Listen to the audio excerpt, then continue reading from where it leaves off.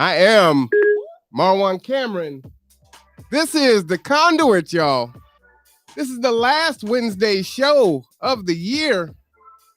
We got a lot to talk about, a lot to reflect on. We also want to think about and project into 2022. Hopes, dreams, goals. What have we learned? What do we want to do? But tonight I'm not alone. Usually it's me and Pastor Ellington, but I have Okuye Karen Vargas with us tonight too. Give up the horn there. So we're gonna have a good evening. We may even be joined by Miss Deborah Jackson at some point in the evening. We may actually invite some people up. But let me go ahead and get folks in. Before I bring them up, just to let you know, you notice I haven't really been doing much in the way of shows here. If you caught Monday's podcast and I haven't been feeling too great. And so I'm trying to get myself together for the new year to start off strong and so that we're ready to go. But we're here, we're present and accounted for, blessed and highly favored.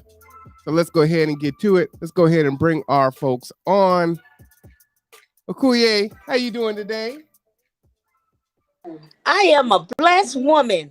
I am so blessed and highly favored. Oh, see, now you like Pastor now. Taking my words. I love it. So I'm glad to hear that. Let me go ahead and bring on Pastor Ellington. Hey, Pastor, how you doing this evening? Hey, all is well with my soul, my brother. Oh, that's fantastic. I appreciate it.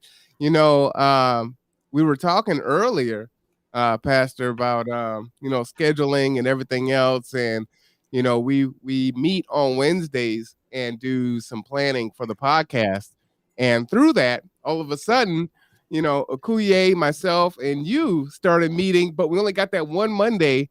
You and I were at Denny's, and Okuye was back on the East Coast, and she has to come back and get acclimated in classes and everything's going on. You got to move your building and there's just everything going on. So here we are all together this evening. So I think that's pretty awesome.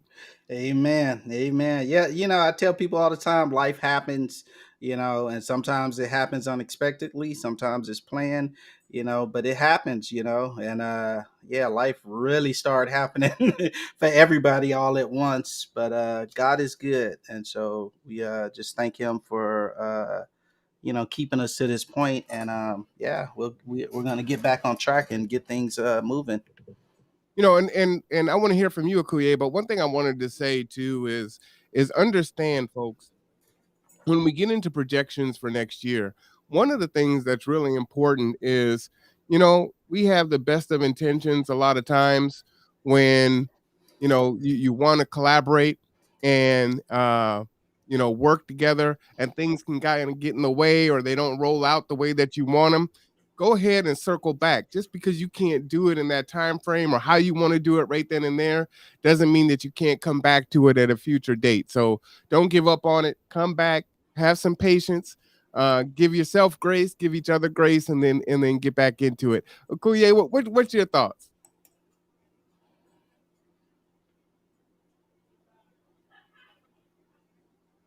Can you hear us, Okuye? While she's working on her sound, I think she's glitching. She's freezing up. All right, we'll come back to her.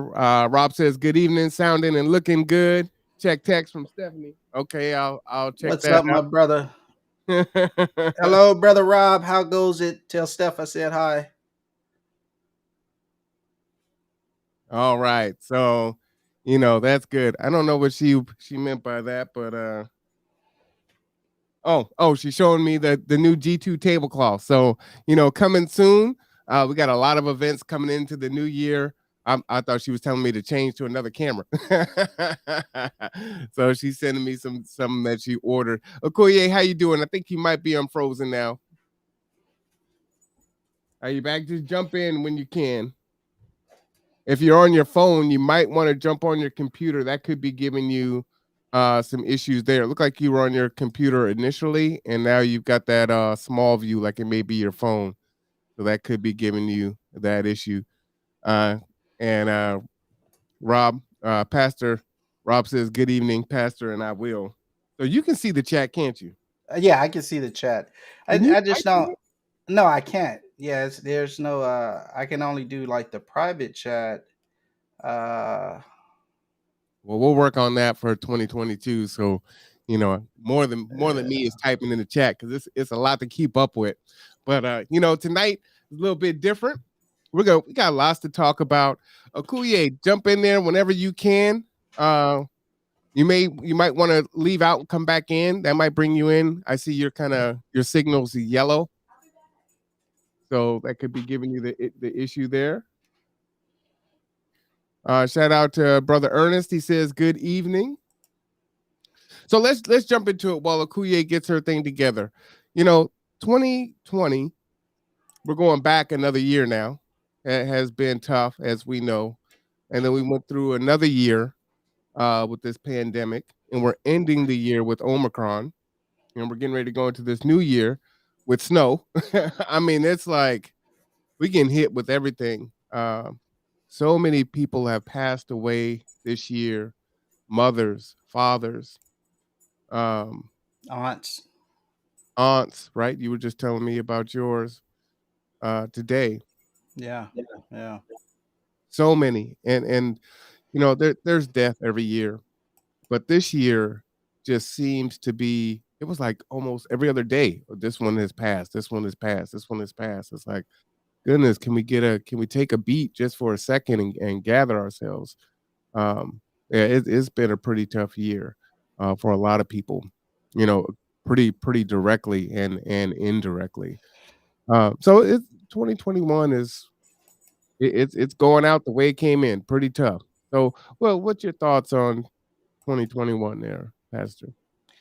Um, you know, I try and just stay in the moment, for myself. I was watching the news and this morning, which I haven't done in such a long time, but I was watching the news and they was talking about a survey and they were saying that people 18 to 46, I think it was, considered 2021 to be the worst year of their life, Mm.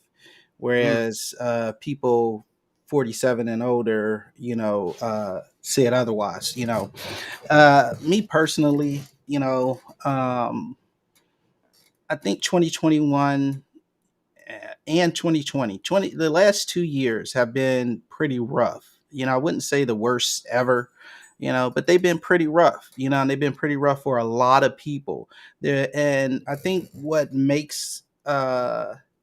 has made it rough is just simply the fact that there's been a lot of change, to be adapted to. We've had a lot to, adapt to it in a way of changing the way that we, do things, the way we interact with one another, the way the kids go to school, the way we go to work, the way we, just interact, socially out in public and so forth. And so this can make life seem hard, but it's not necessarily hard. It's just, a change from the normal, what we're used to, what we've become accustomed to.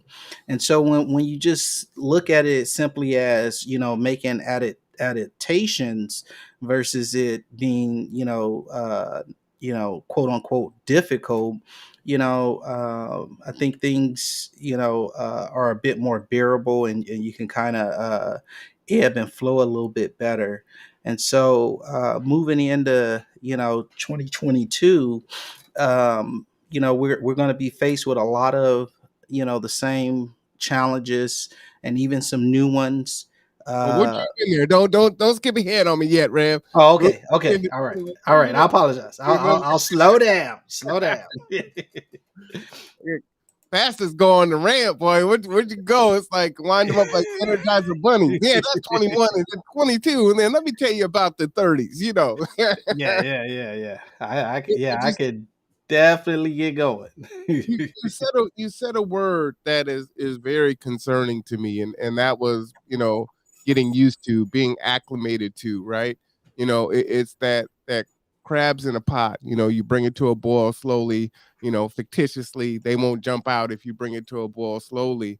And so as things progressively get tougher in our lives, we do acclimate to it. And I don't want us to acclimate to it. I want us to do the opposite.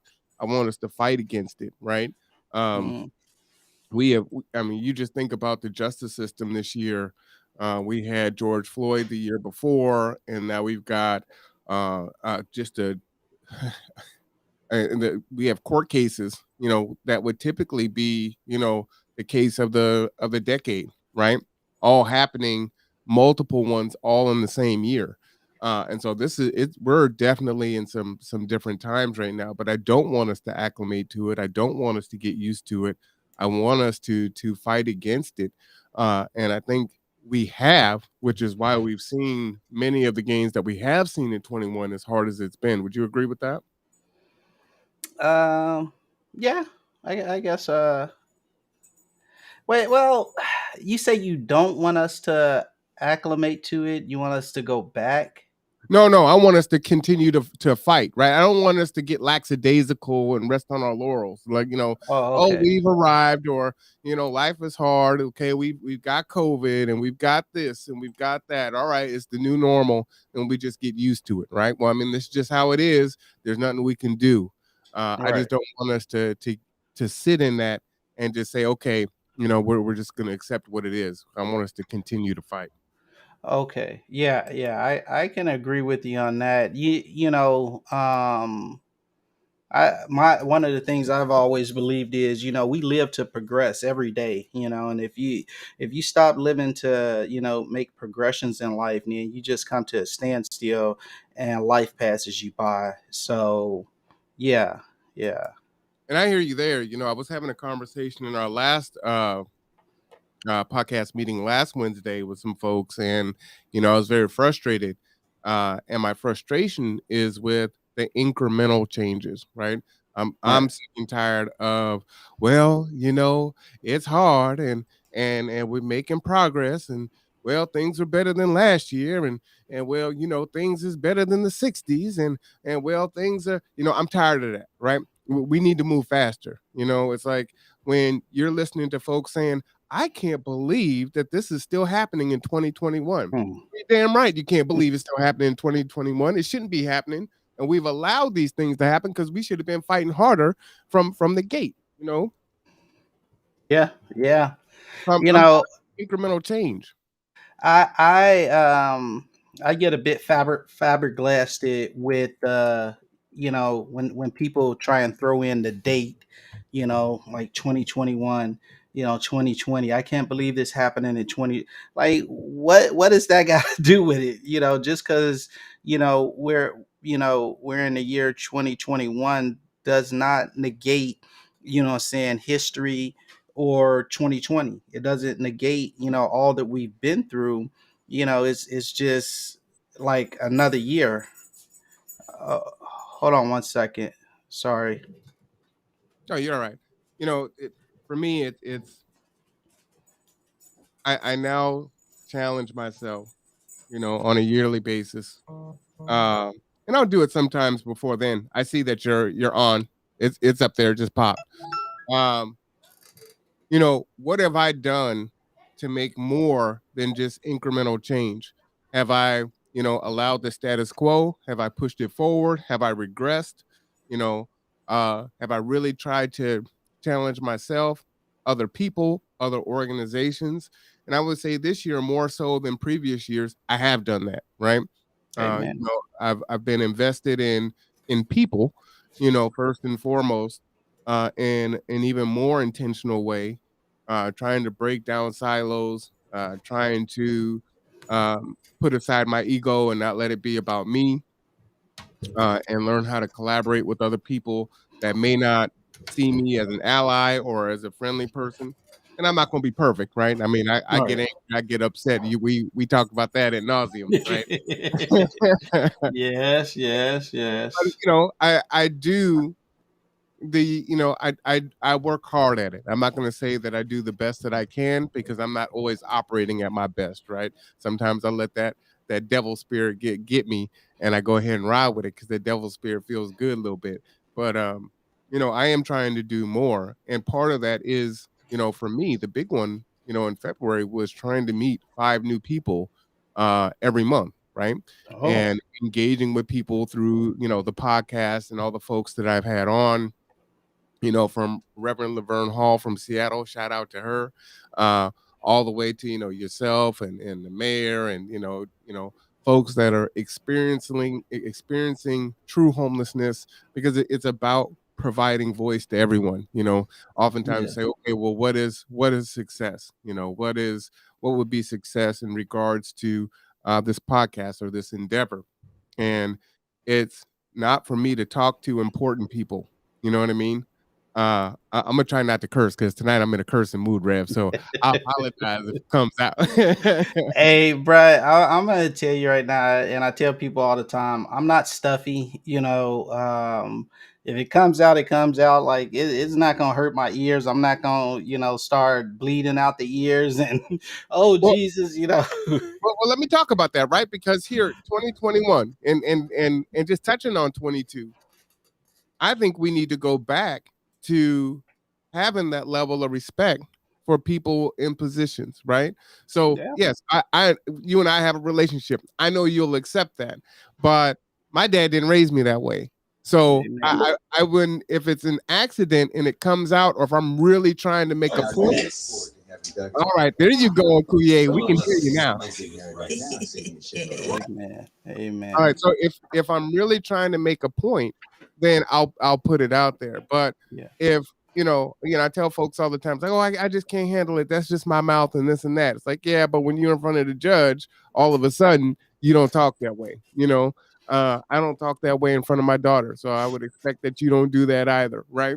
Yeah. Yeah. Uh, and so, no, that is me honoring you and your position and paying you the respect that I believe that you deserve, right? And so I can govern my mouth in that way. Now, even through emotion, I can do that. But like I said, it'll come out if I'm trying to make a point or if I really am angry and I need you to know, Yeah. um, but I think that's important, and a piece that's been missing is trying to find a way to exist with folks. And again, to be sure, just because you're old doesn't mean that you're wise, and that means that you should be respected because you just didn't happen to die. So I don't believe in that either. A lot of folks that have just survived on this planet that do not commandeer in any monicum of respect, and so it's not going to go down that way. uh So let me say something to that in that effect. And I do appreciate what you're saying there. And what I'm saying in the, like I'm not stuffy or whatever is, and I totally agree with you. I govern my mouth, what I'm saying, and govern my words, as closely as I can. And I agree with you that, people make excuses and say, oh, well, that's just who I am. I can't help it, which I don't ascribe to that. I say what I say simply because I don't want people to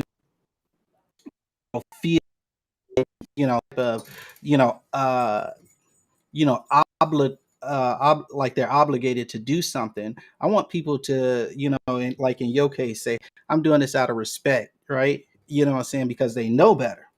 Now, most people know better, and they still choose to, kind of let the or whatever. I wouldn't talk, with street language, what I'm saying, in front of my elders, or like you said, in front of the judge or anybody else, and I can, temper myself and control myself in those instances. So then why can't I do it, what I'm saying, in any other instance? And I'm of the type where I don't want to kind of, Bible thump people. You know what I'm saying? And say, hey, you go for it, and I'll let God kind of work with you. You know what I'm saying, and bring you to a point where you need to be. My job is trying to train you or raise you, and I know your parents, taught you better. So, you know what I'm saying. I'm not No, finna I spend my feel time you. trying But to I'd lecture say it's not people even. and raise them. I don't even think it really has that much to do with the church in regards to you and I. I mean, my conflict with the church is right now, and you're actually younger than I am, right? But you are still in a position that I believe that I should honor that and respect that, especially if other people are around, because Yeah, I would get yeah, that a lot at the college, and folks would say, well, why do you, say Mr. This or Mrs. That? And it's like, no, that's just a level of respect that I pay. Okoye, you are here. We want to hear from you. So we are reflecting on 2021. We're talking about so many folks that have passed away, just to kind of catch you up a little bit. And just some of the other challenges, just the historical court cases, of 21, and of course, the bug. So what are your thoughts on 21?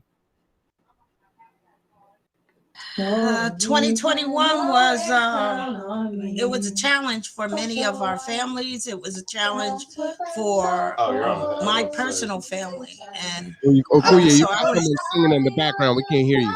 child.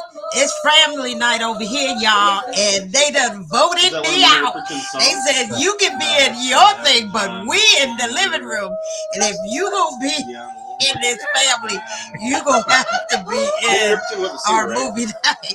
So I'm sorry for the background, All everybody. right. But Just family talk a is little happening louder over here at the Hey, Vargas house. invite them. Hey, invite them on to the show, I tried sis. to tell them, come on, get on. Look Yeah, at Tom come on, Vargas in the join us. back. And here they go. Look at the Vargas clan. Come on over, Tommy. All right, now. Yeah, they doing the most tonight, y'all. This is the Vargas clan trying to.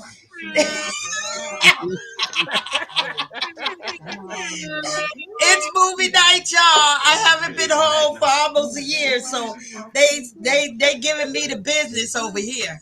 So they're like, yeah, you gonna be look.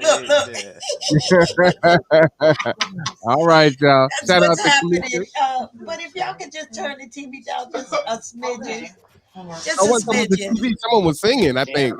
Oh yeah, that was Killer in here. They were doing their little music. Oh honey, they get into that. Oh, they were getting down. But yeah, like I was saying 2021 was a journey for us. We were dealing with sickness, and we were dealing with loss, and loss of loved ones, and lost a cousin to COVID, lost my mom to cancer. We just came in, from 2020, rolled in with all of the COVID and loss and all the racial unrest and, isolation, and our families being thrown into already challenging situations on top of what was being rolled out with COVID. And so, we've tried to respond in a way where we have to unify and strengthen our community to support one another even in challenging times. And what does that look like as far as us pulling together, villaging, having these conversations, talking about how do we move forward. We kind of sat back and did some reflection on what rolled out and how we responded. And I can always move to the point where we can do more in a collective, collaborative way to support one another, especially during these challenging times. Well, that's So, what I was going to ask you, Kuye, is, what are the things that we got wrong? So you're saying that we need to be more collaborative. So yeah. what does that look like? Can you give us some tangible examples of what that collaborative or that collaboration would look like in 22? Well, in 22, it means us moving in a way that we're building and strengthening our relationships, that we're building trust with one another, that we're having some real challenging, difficult conversations that we've not had before concerning the fractures within our community, the disconnects and the disunity. Those are real things that we have to address as a culture, as a people, as a community, that we have to begin to say to ourselves and do self reflection and do that that work within our own community so that we can move forward. I mean, we talk about where's our common cause in our community. I've always asked, where can we unify and strengthen one another?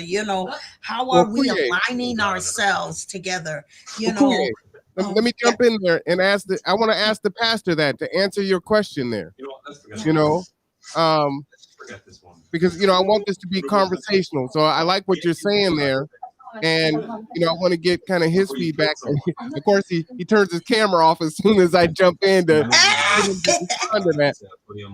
But I think that is important, right? That collaborative spirit, working past those things and being more intentional. We did the event last week for Deborah Jackson and Surviving Change, and if Yeah, y'all we didn't know, usually have it spaced out. you talking to Miss Claus. And that's one oh, of them, and the stop! other one can. You exposed me. It blows out cold air. I've been exposed, y'all. You're not supposed to expose Miss Oh, Claus. I'm not supposed to snitch. Okay, No, no, you're all right. That's but that's what it looks like, right? You've got Conduit there, you've got you and your husband there, Yeah. right? You've got Christina Rourke there, you've got other folks from Kitsap Strong. It was really a collaborative spirit, and I thought that was a great exercise and demonstration in what it should look like and what it continues to how we continue to grow, right? I mean, you and I met in the summertime with Deborah and Christina, and from that we were able to grow it to what it is today. And then find ourselves, all four of us, in that space supporting her and in her 14th annual event. And so I think 2021 is ending on a high note for that, and we can continue to pick up on that and grow from that piece. So, Pastor, are you back now? Yes, I'm sorry about that. Was my mic still on? No, no, your mic was off. Okay. so, Sorry about that. so I wanted you to answer, what Akuye was saying was important in the things that we needed to do, and kind of get your response on what are some of those collaborative things that are in your mind that we need to do in 22 to continue to build. So, as a community, and I assume that's what we're talking about. Us. We Well, talking about no, us. I mean it's whatever, right? Whatever collaboration you can come up with. What's Well, in your mind? okay. Well, I'll start at large. I guess for me personally, I'm trying to really steer my community towards the community, steer my congregation towards the community, getting out of the four walls of the church. And beginning to interact with the community and figuring out in what ways we can, assist the community and be a positive source of light in our community, and whatever way that manifests itself. So we're really trying to Well, that's uh, what I'm trying to get to is what's the tangible? What does that manifestation look like to you? well so it looks like a lot of different things. And my board just kind of kind of sat me down a little bit and was like, "Hey, But anyway, we're looking at outreach into the youth, doing things with our youth, our little people, as I like to call them, because they just people in bite sizes. We want to start making a space for them, safe space where they can come in and just get assistance with their academics, with their self-esteem, with just kind of encouraging them to be the best that they could be. I want to not only to our homeless population, but we have a large population of single parents. We have a large population of elderly that don't have consistent support networks, and so we want to, see what type of ways we can, be an assistance in those areas. You know, so those are some of the main things that kind of um, are going to be like those first steps. So I like that. I like listening to I made that, an Pastor. announcement. I made a Yeah. So I made an announcement a couple of weeks ago, as far as some of our older youth, that we're starting a college scholarship that we're going to be offering out. And, we're praying that God would increase that fund so that, we can try and give as much as possible, and I think over the years it'll grow. But that's another thing that be rolling out for our 2022 year. So just those type of things is just really engaging with community, and not just kind of like come and hear the word. That's important, but you also have to live the word. You know, got to live what God told us to do. One of those things, he that always kind of stuck in my mind was Jesus told us, he said, the poor you'll always have amongst you. So there's always going to be somebody, and that's not like and I say when he said poor, most people take it as economic poverty, but poorness can a lot of different forms. And some people are emotionally poor, some people are financially poor, some people are spiritually poor, some people are mentally poor, some people are academically poor. Support comes in a lot of different forms, and we want to enrich people. uh, the All right. theme Pastor, that hold on, Pastor. let me last one. I'm be quiet. So our theme, New Horizon Ministries theme for 2022 is Isaiah 43:18 and 19. You ain't seen nothing yet. So yeah, 2022 is Uh, gonna be awesome. let me just say, okay, we're trying to have a conversation here, y'all. I got two folks on here that should be in Congress because they can filibuster like no one's business. I'm just saying, you know, go and get the Yeah, we cane. gotta get rid of that filibuster though. Oh, see, oh yeah, we do need to get rid of filibuster. So Akuye, he was talking about working with the kids, and I know that he right now is wanting to work with first graders to fifth graders. And you just recently went on a retreat and took a bunch of our young sisters to this retreat, and it was really powerful. If you just kind of talk about that and I think there could be some ways to collaborate. I know Up From Slavery is doing a lot with the kids, so I think there's some synergies there. And a lot of times, what I'd say is you're getting ready to speak there, Kuye, is you know when you are giving back, when you're going through whatever your struggle is, and this is kind of how the model of G2 is built, right? Maslow's hierarchy kind of on his side, food, shelter, basic needs. But while you're struggling and trying to right your ship and sail down in the direction that you want to go, if you are helping other people, you actually make more gains faster, and those gains tend to stick, right?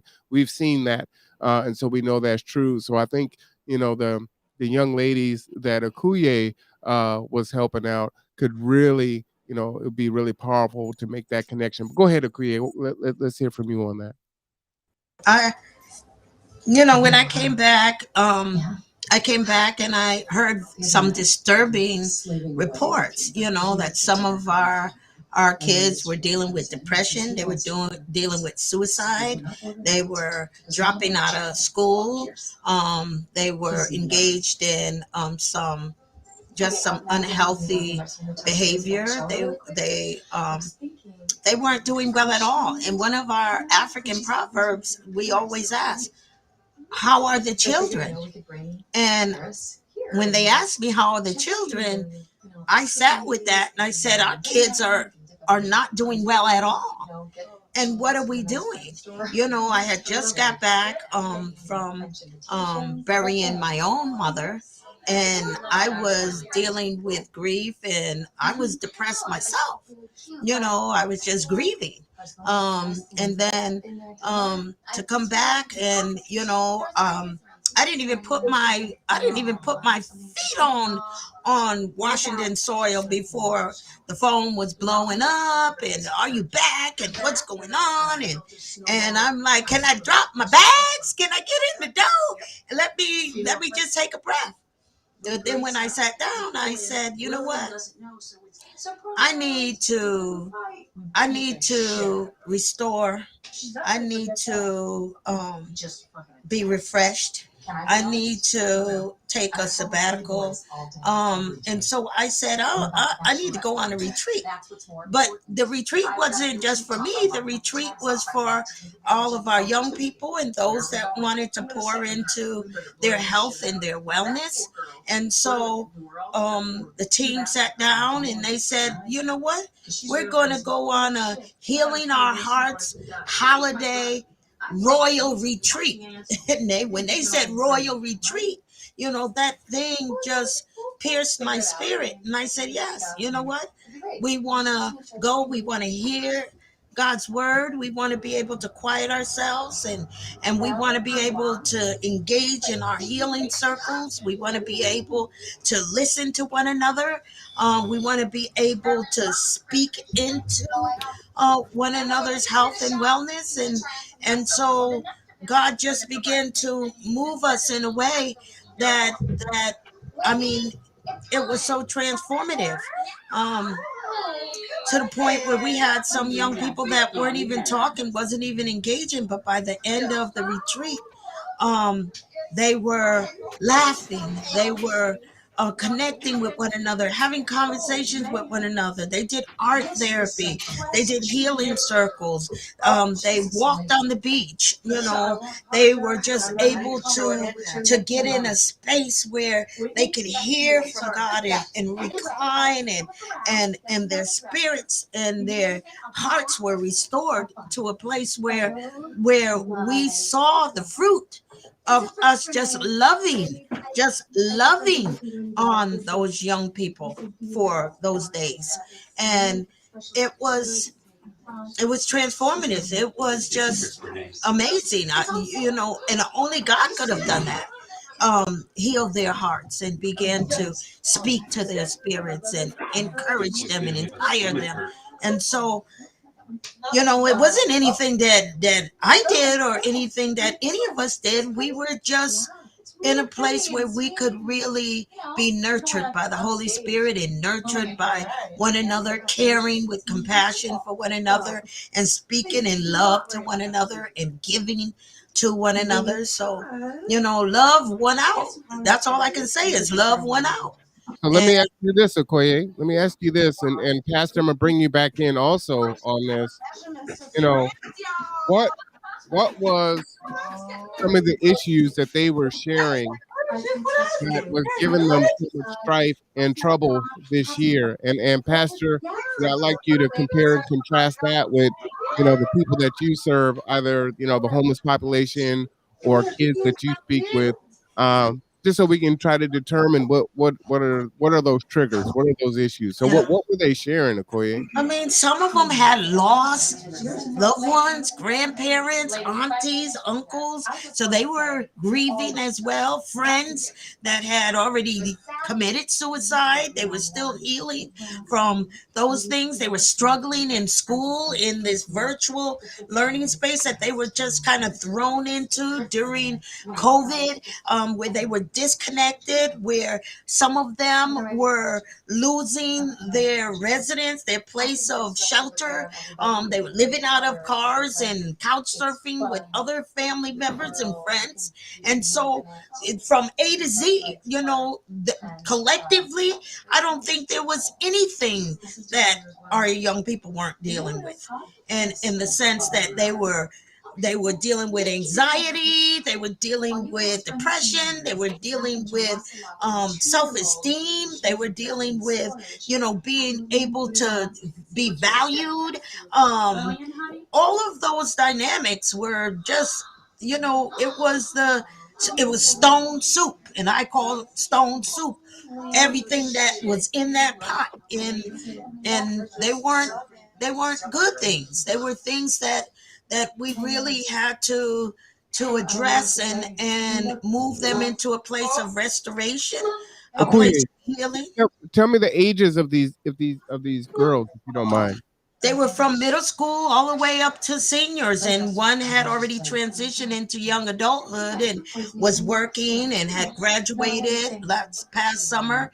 And so, she was just, trying to find, her way in life, what she's going Well, to do now, you well, know. let's bring Pastor in here real quick.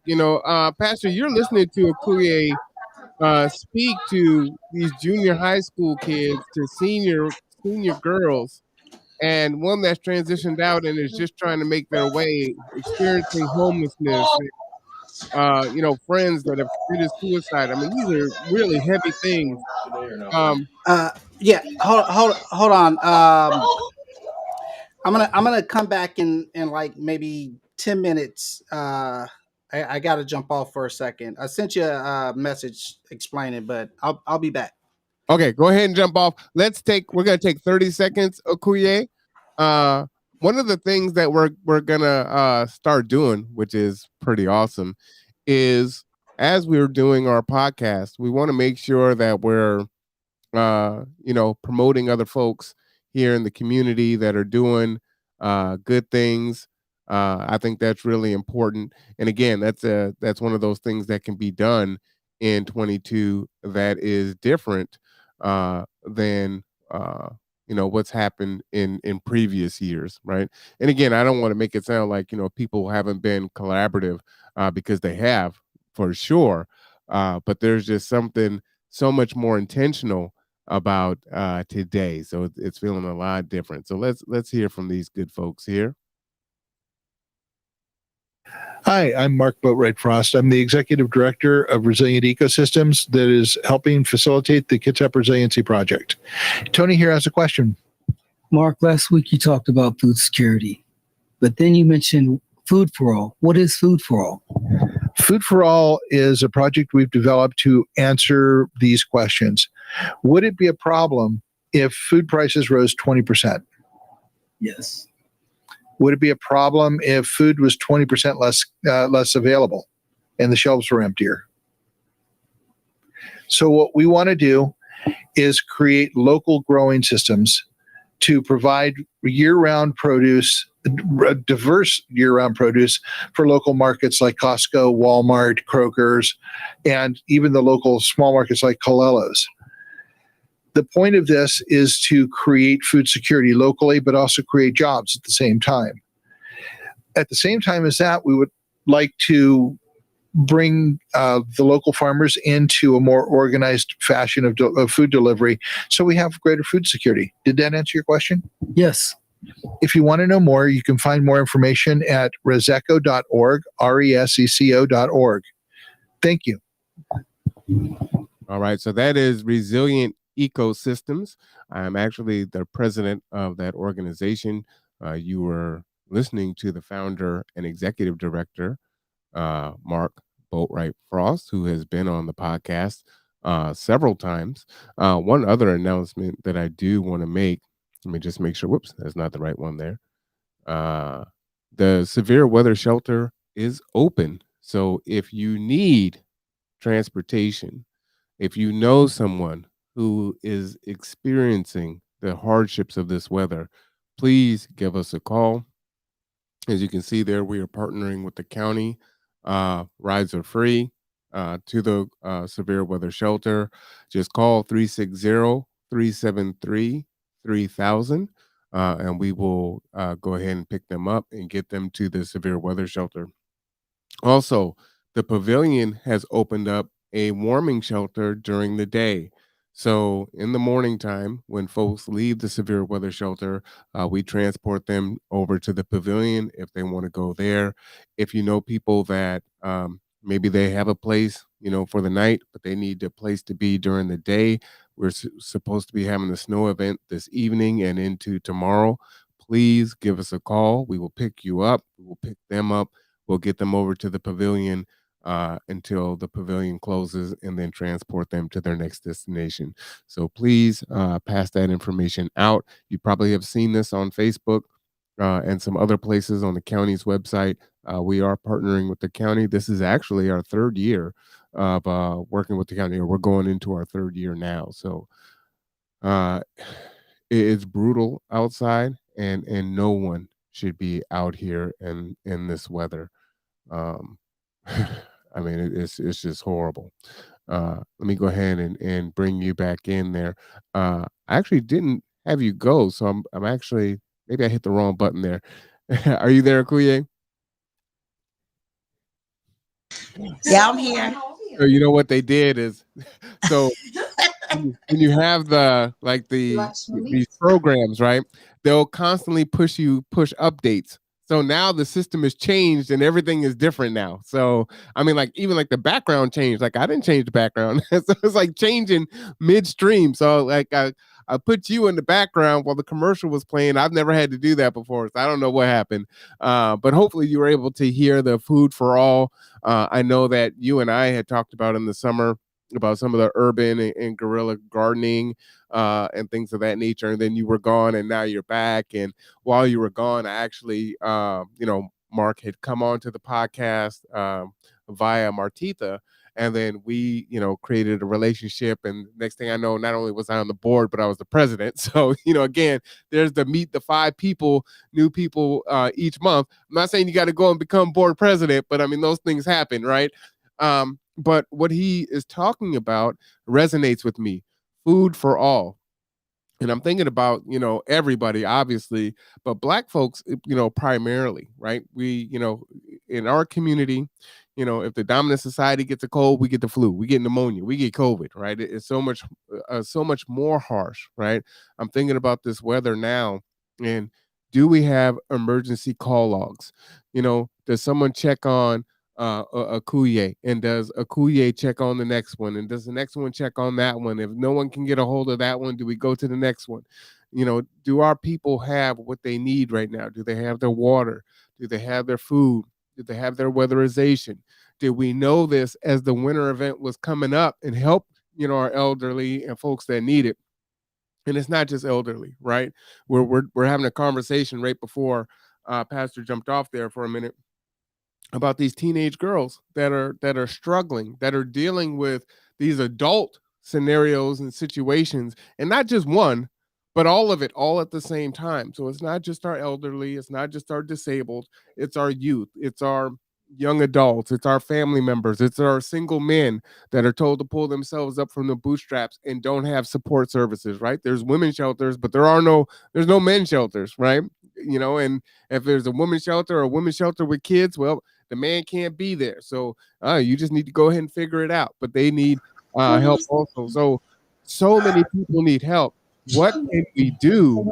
What are we going to do to help the serve this population? So the really big concern. So the food for all really resonated with me. He has water for all, power for all, things that we saw when the shelves became bare, when COVID first hit. We see the inflation of how, these food prices are so much more now. I don't do a lot of shopping, but I was in a couple of weeks ago and I actually took pictures of the pricing on some of the food, like a pack of bacon or some chicken, or, things are high, our gas prices and all those things. So we got to find some other ways. We've got to really go back to our roots, which I'm going to pull on Akuye for that, because we grew our own food, right? We lived off the land. And so we've got to go back to that. We got to get back to that and learn those things. This microwave society of processed food and fast food is just not going to get it. And when these support systems collapse and shut down, or you can't access them because of the snow, what are you going to do? Jump in there, Kuye. Oh man, what we're talking about is really putting in sustainable pieces that support our families, whether they're in urban settings or whether they're in isolated areas. How do we even work together to support efforts like urban roots, and where they're showing the inner city urban communities how to grow neighborhood gardens and guerrilla gardens, and even on their terrace and then on their porches, with different ways, and then how do they work collectively to share what they've grown, and many hands making the work light. And then how do we cultivate that type of movement. And I call it movement because you have to move people into those spaces to be able to you can't, oh yeah, they should, they this that, but how are we cultivating this type of thing, and how are we aligning ourselves together for a common cause like this? How are we help supporting moving together as a collective and cadence with one another, not with a competitive piece, but showing a cooperative piece of how we are gonna do the work. I'm not, we could talk about it all day long, but until we start really cultivating and moving that, and working alongside, because one thing that I have experienced in Kitsap County is the divisiveness and the division. And we're all doing some of this work, but we're not bringing it together in a collective way. And one of the principles that they have with even with the principles of Kawanza is, how do we develop cooperative economics? Cooperative, that is one of the foundational principles. And umoja, how do we bring unity in the needs that we have as a community, as a village? That those are principles that culturally was stripped from our African American community, because whenever we were trying to do the umoja and unify, that was threatening. So they did all they could to cause division. And so we have to now cultivate that back. But those things have been cultured within, deep seated within the culture. Now we have to begin to reteach, re-strengthen, reunify, reconnect. And our families were sold off. The family unit, they said, oh, that African American family isn't strong. They're in prison here, they're drugs, and this, that. But when we begin to come together in a collective way, to be able to have these conversations amongst ourselves, and then be creative. We have Kuumba. We're very creative individuals. We're very resilient individuals. We are our gifts and our purposing has really driven us to a place that we have been able to succeed even in the most oppressive systems and environments. And so when we talk about the Kuje Chagalia, which is our own self-determination, I think we can begin to change some of the culture that has been perpetuated upon us as a community. So you brought up something that I think is it's been lost on me. So my dad was really big on celebrating Kwanzaa. And after he passed, I tried to do it one year, and I just wasn't into it enough because I had to take personal accountability for it, right? I can do anything that I set my mind to, but I just wasn't disciplined enough to keep it going for all 7 days, right? So I've got his mats and his candles and all those things, um, and he loved it, right? He had all the fruits, and we talked about it. It was so great, but he was the patriarch, and that was what he did. And so now that he's not here, so one of us has to take that on and continue it on, especially as we're all adults and have our own families. Yeah. And so the principles are really powerful, and putting those things to action are definitely things that we need to do and get into if we're going to need to see the change.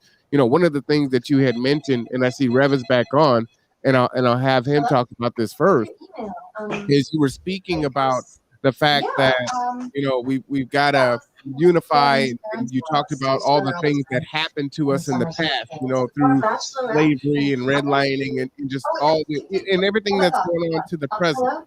And so for me, I'm about power, and one of the things you hear me say all the time is power is taken, it's not given. And so while we are facing, the things that happen to us, while we are trying to grapple with and live through, traumatic slave syndrome, we also have to take accountability for our shortcomings and the things that we can do, especially because we're woke, right?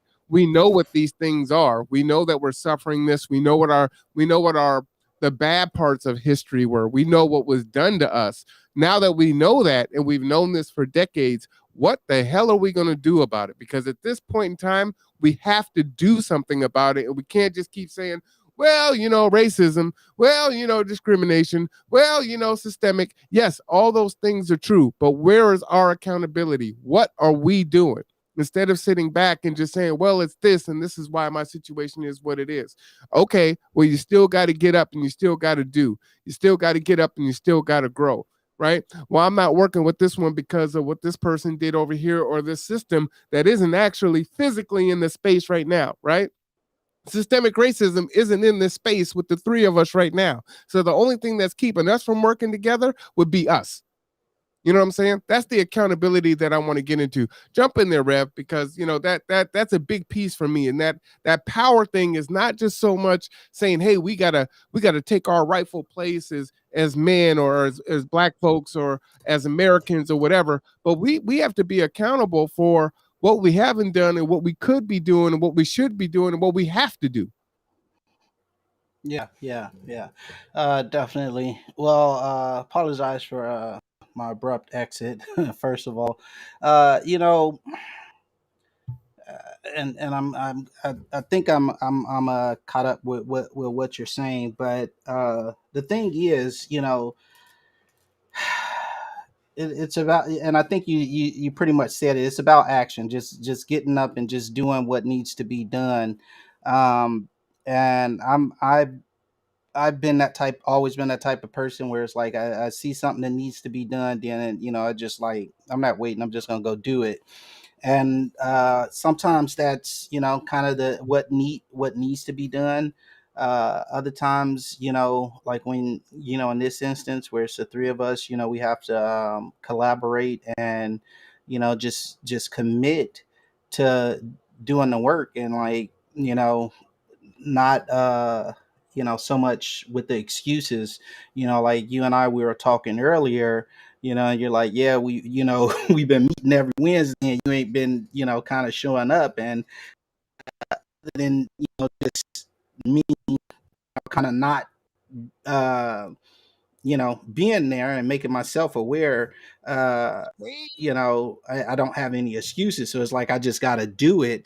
And so I made that commitment, like, yeah, I'm gonna make sure I get it put in my calendar, get the time, so that when those meetings come up, I can be there and be present, and saying, be a part of that, and then that way the work can get done. So like you say, we could come up with 1,001 excuses. That's not going to help the situation. It's like, hey, be accountable. Like, yeah, look, I've been dropping the ball. Let me just do better. and not tuck my tail and get embarrassed and like, oh well, I'm just not going to be involved at all because I done missed so much. No, look, uh, like you say, just man up and put on your big boy shoes and get out there and stomp around in the mud and get the work done. So, Pastor, I love what you just did there, right? Because what you did was you showed leadership in saying, "Hey, you know what?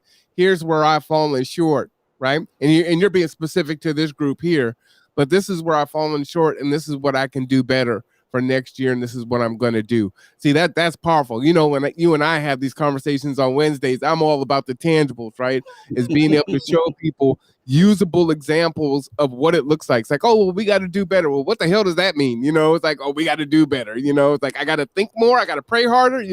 What's the tangible? And you're like, this is what it is. This is what I need to do. This is why I need to do it. And this is how I'm going to do it. Akuye, I would love for you to participate in this exercise. What's one thing, this year that you're like, you know what? I missed the mark on this, or I wish I could have done better. And in 22, this is a targeted thing that I'm going to specifically work to do better.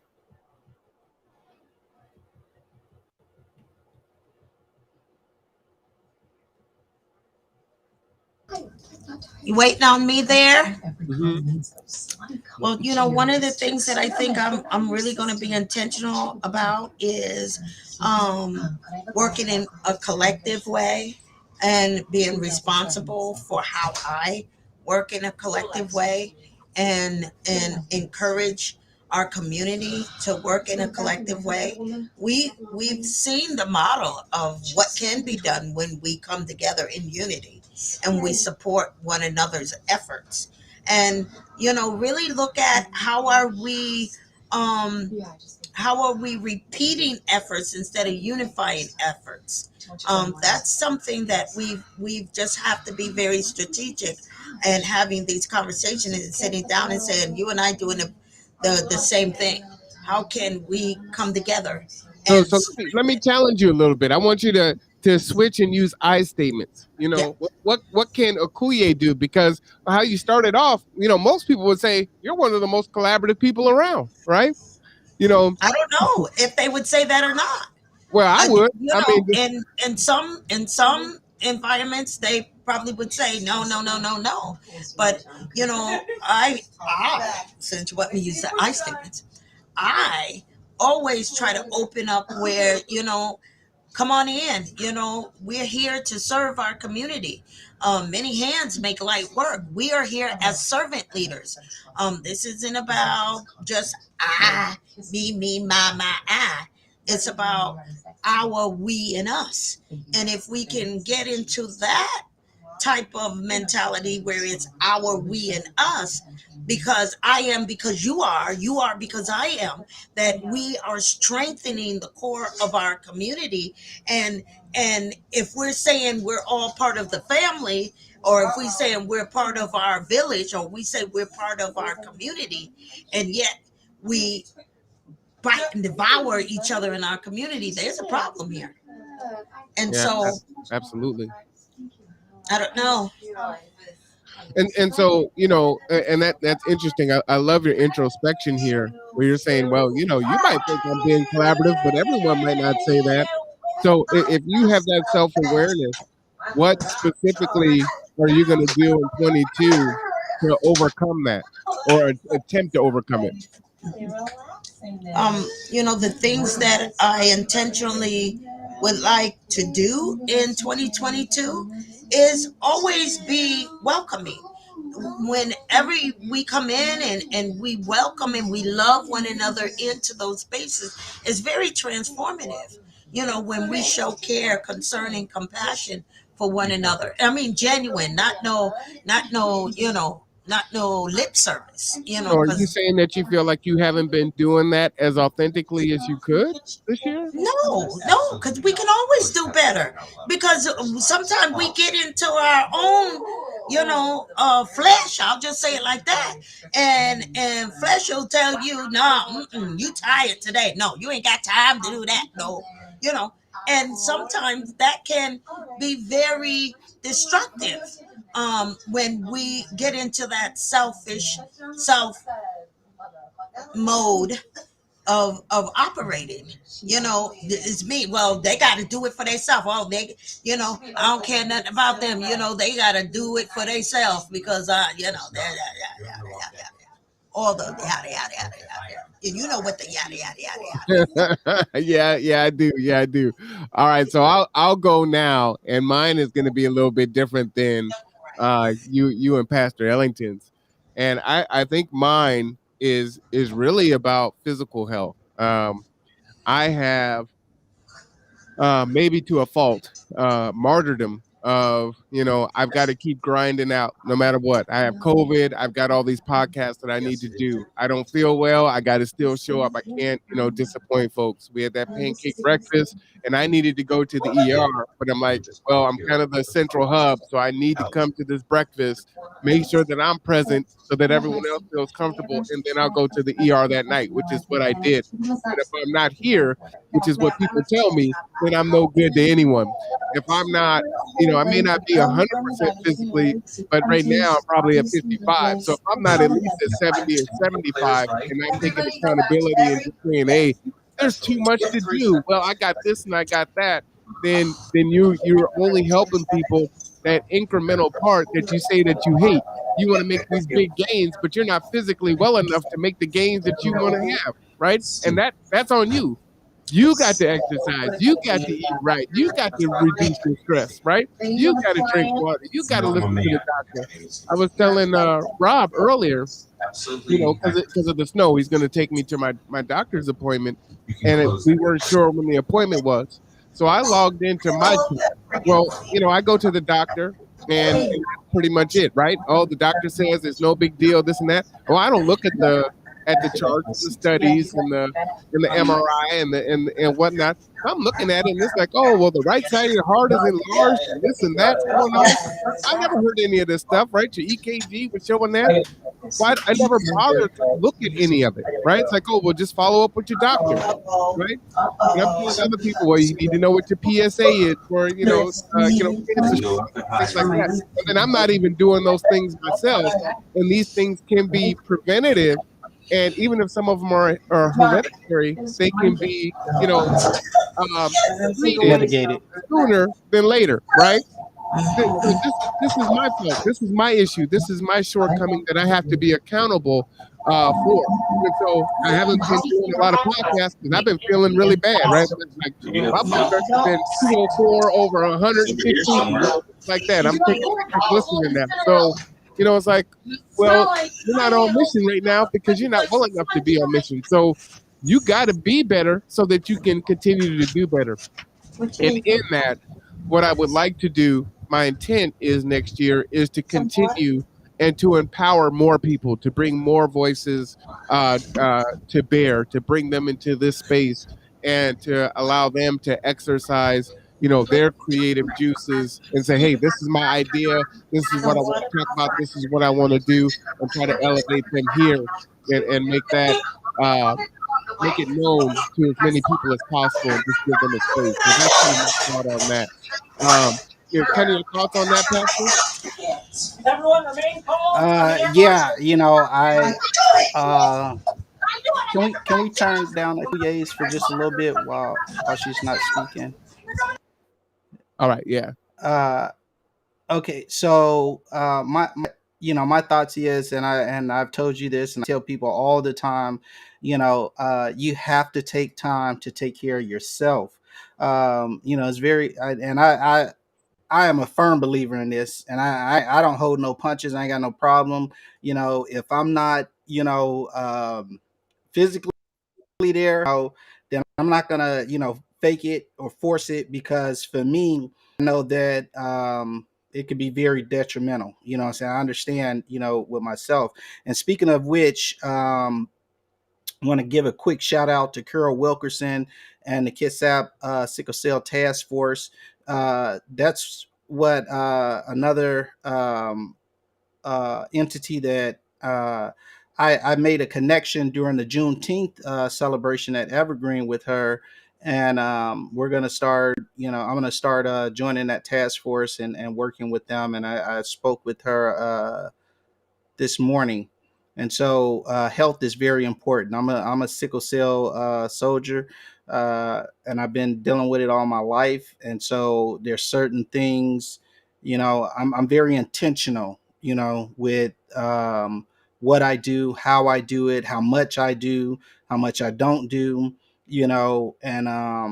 uh, and I've received enough of the funny looks to the point where I can kind of shoulder it and like, hey, it just is what it is.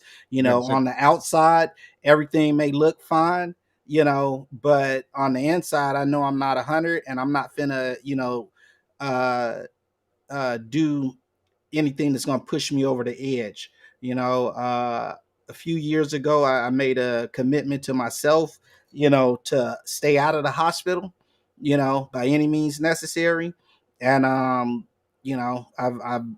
sticking to it, and it's been some times where I was right on the edge, and I probably should have went, but it's like, yeah, I'm gonna, just hunker down at home, and I'll overcome.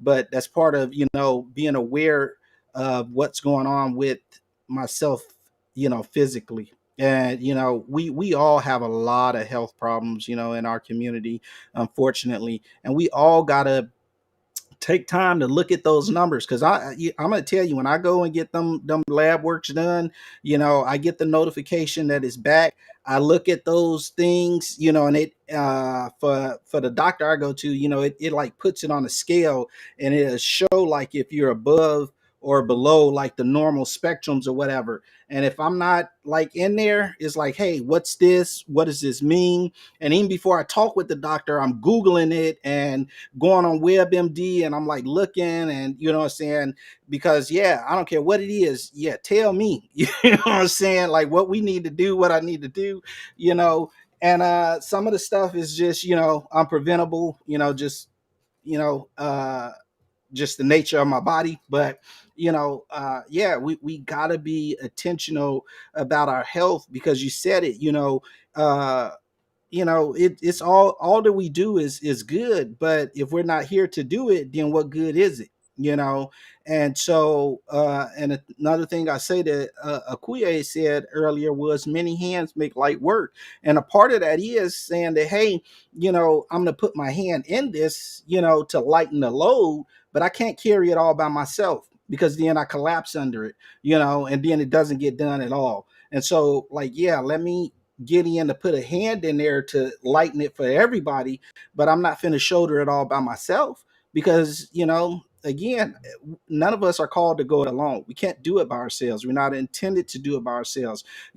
God created us to be social creatures, to work, collaboratively. The whole creation story about, God giving them a helpmate and everything. This, you know, is for alone, and when we read our Bibles, there's so many accounts where God's, showing us that, hey, we need one another. Even though God chose Moses to go to Pharaoh, what did he do? He gave him his brother as, what I'm saying, the spokesperson, to be able to speak for him, and so as we go throughout life, and we're trying to do the work, and we're trying to do good, we can't do so much where we ignore ourselves.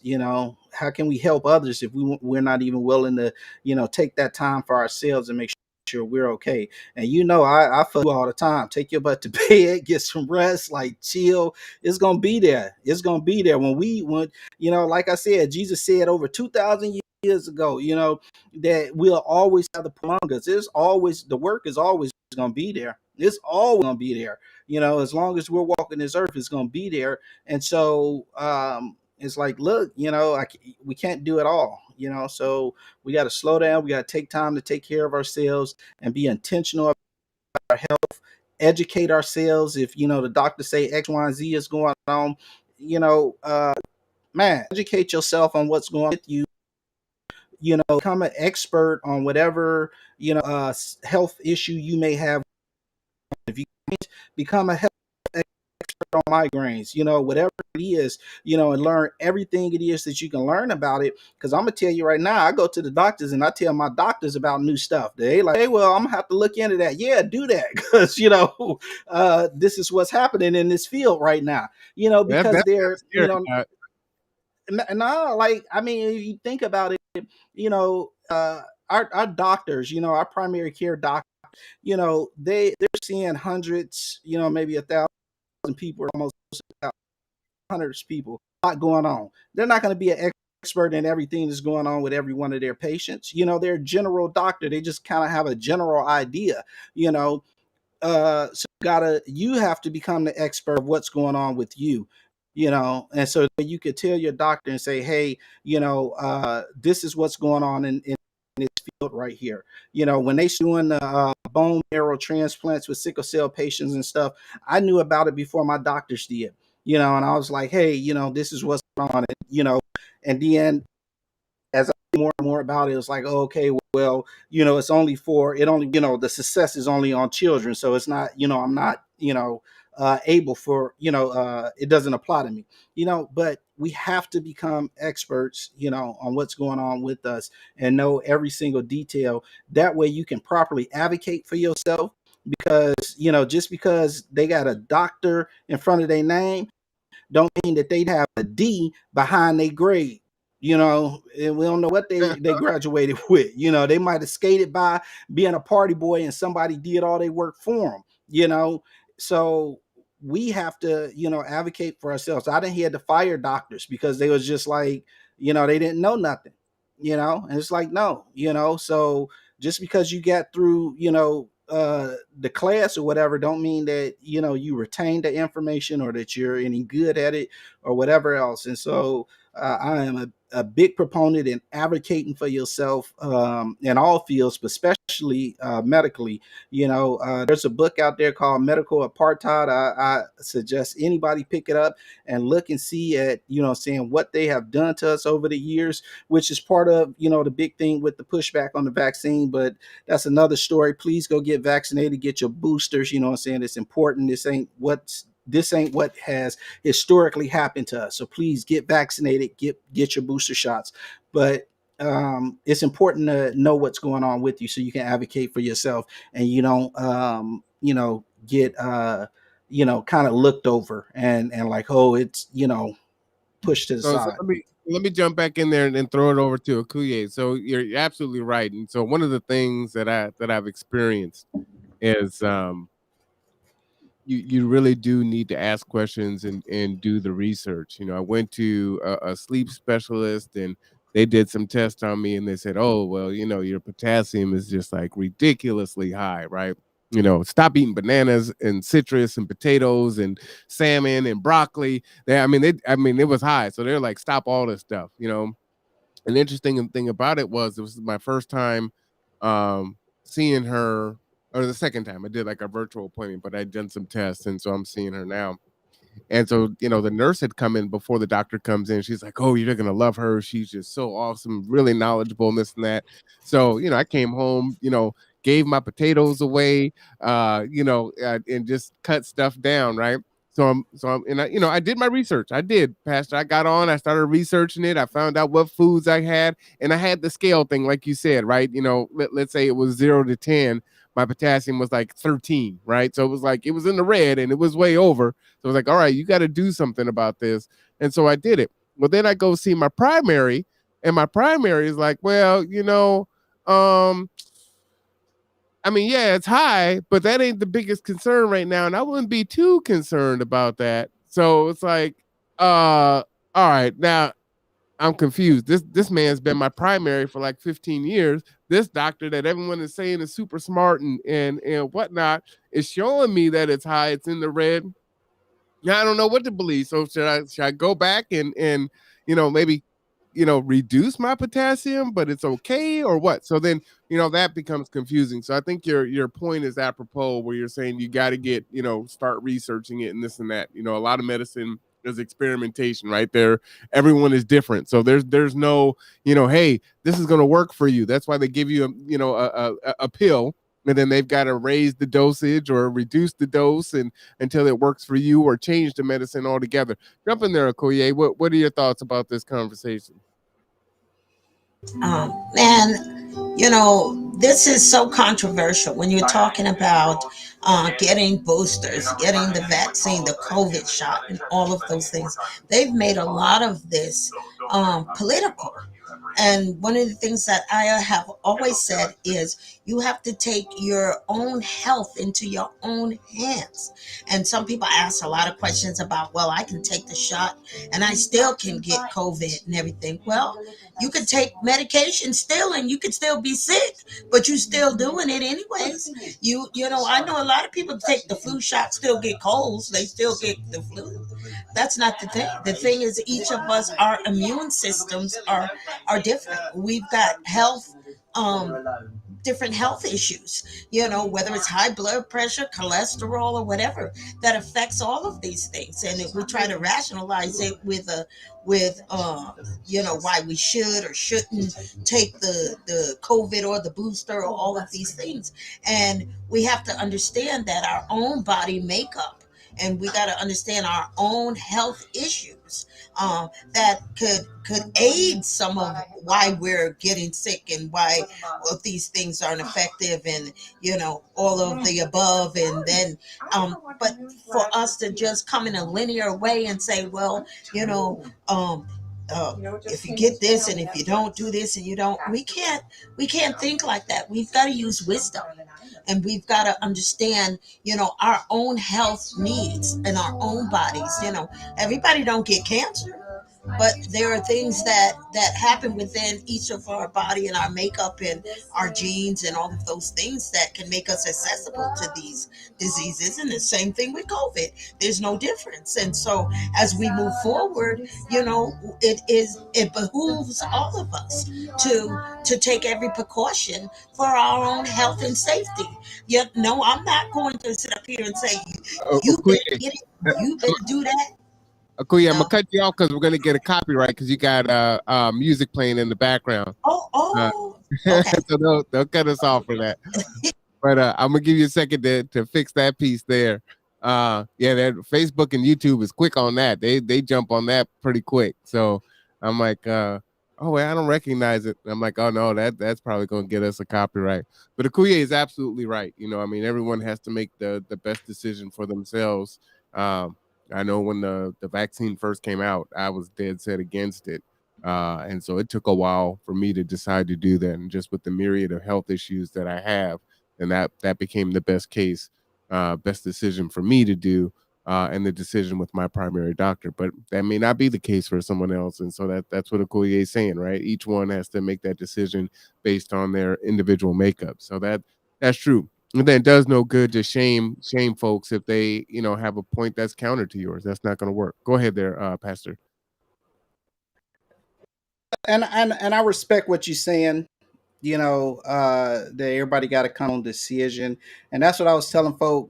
Saying when this first came around. Because like you, I was resistant. Like, yeah, I ain't taking that shot. X, Y, and Z. But I did my research, right? But the problem is now to say like, hey, everybody got to kind of make their own mind up on that. The problem with that is now that, and we were just talking about this, our vaccination rates so low in the community, you know, and we're dying, we're dying, and that's my thing. It's and I'm done with the, hey, you got to kind of come to your own, make up your own mind on it. I'm done with that kind of talk. Look, go get the shot, because the life you save may very well be your own. We're losing over 1,300 people a day right here in America, and like I say, the most of the people that are dying are the ones that look like us three here on the show. So, and I respect people's, right to make their own decision. I ain't talking about going and forcing nobody and jabbing nothing in their arms, but I'm gonna tell everybody look, yeah, it's time to go get the shot, vaccinated, and understand what a vaccination is and what it isn't. It's not a miracle, shot that's gonna, make you immune to the COVID. No, nobody's ever made that claim. Where people running around here like Kuya was saying, making that claim, say, oh well, I get the vaccination and I can still get COVID. And yeah, like she said, you could take any type of medicine and still, wind up with the symptoms or the, disease or whatever else. The flu shot, you can still get the flu. It's cure all end all, to the COVID. But what it does is, it'll make your body that much more stronger to fight it off. And I'm a living witness of that. My wife caught the COVID, and I had just got vaccinated, and it's fine. Didn't catch it or whatever else. Listen, people, go get vaccinated. We are dying. We are dying because we're, being stubborn and bullheaded about taking a shot. I'm going to tell y'all something. If it wasn't meant for us, these rich white folks, and I ain't prejudiced, don't take it that way, but these rich white folks wouldn't be, stealing and jumping in line trying to steal the daggone vaccine. These rich white folk wouldn't be fighting to keep it out of, places like South Africa and off the continent where poor people that look like us can't. There's a reason why they ain't trying to give it to us, because it does work. So go get vaccinated. Quit, yeah. Okay, I'm done. I'm gonna let that go because I'm gonna get. I'm gonna let it go. So here's the thing. I'm gonna trigger you even more, Ram. So this is kind of the thing. We in the Bible, right? It talks about how you got the story of Noah, and he's building the ark, and it's like, get prepared, and folks didn't want to listen, and they died in the flood, right? And so the only thing you can do is tell folks, and they got to make that decision. And so I would tell my college students this all the time. It's like, one, I don't give grades, right? I was talking about this last week. You earn them. And one of the things that I would say was kind of crass to them. It's like, you don't have to better yourself or learn a trade or do whatever. I mean, I like my McDonald's fries, and I tend to like them nice and fresh without salt. So I'll wait and pull over so you can make my fries without salt. So if you don't want to do better and you're content with that, then that's on you. So if you don't want to take this and you're putting yourself at risk, and you may pass away, if you got a piece of property or a piece of land, let me know, because I want to get it on the low. I want to get that first right of refusal. You know what I'm saying? I'm just saying, you don't want to get your stuff lost into an auction or whatever. Just give me a call and let me pick up some of that stuff. So I know some people that can use some of your furniture and some of those other things. So I mean, that's the hardcore on it. Go ahead, Akuya, you smiling. So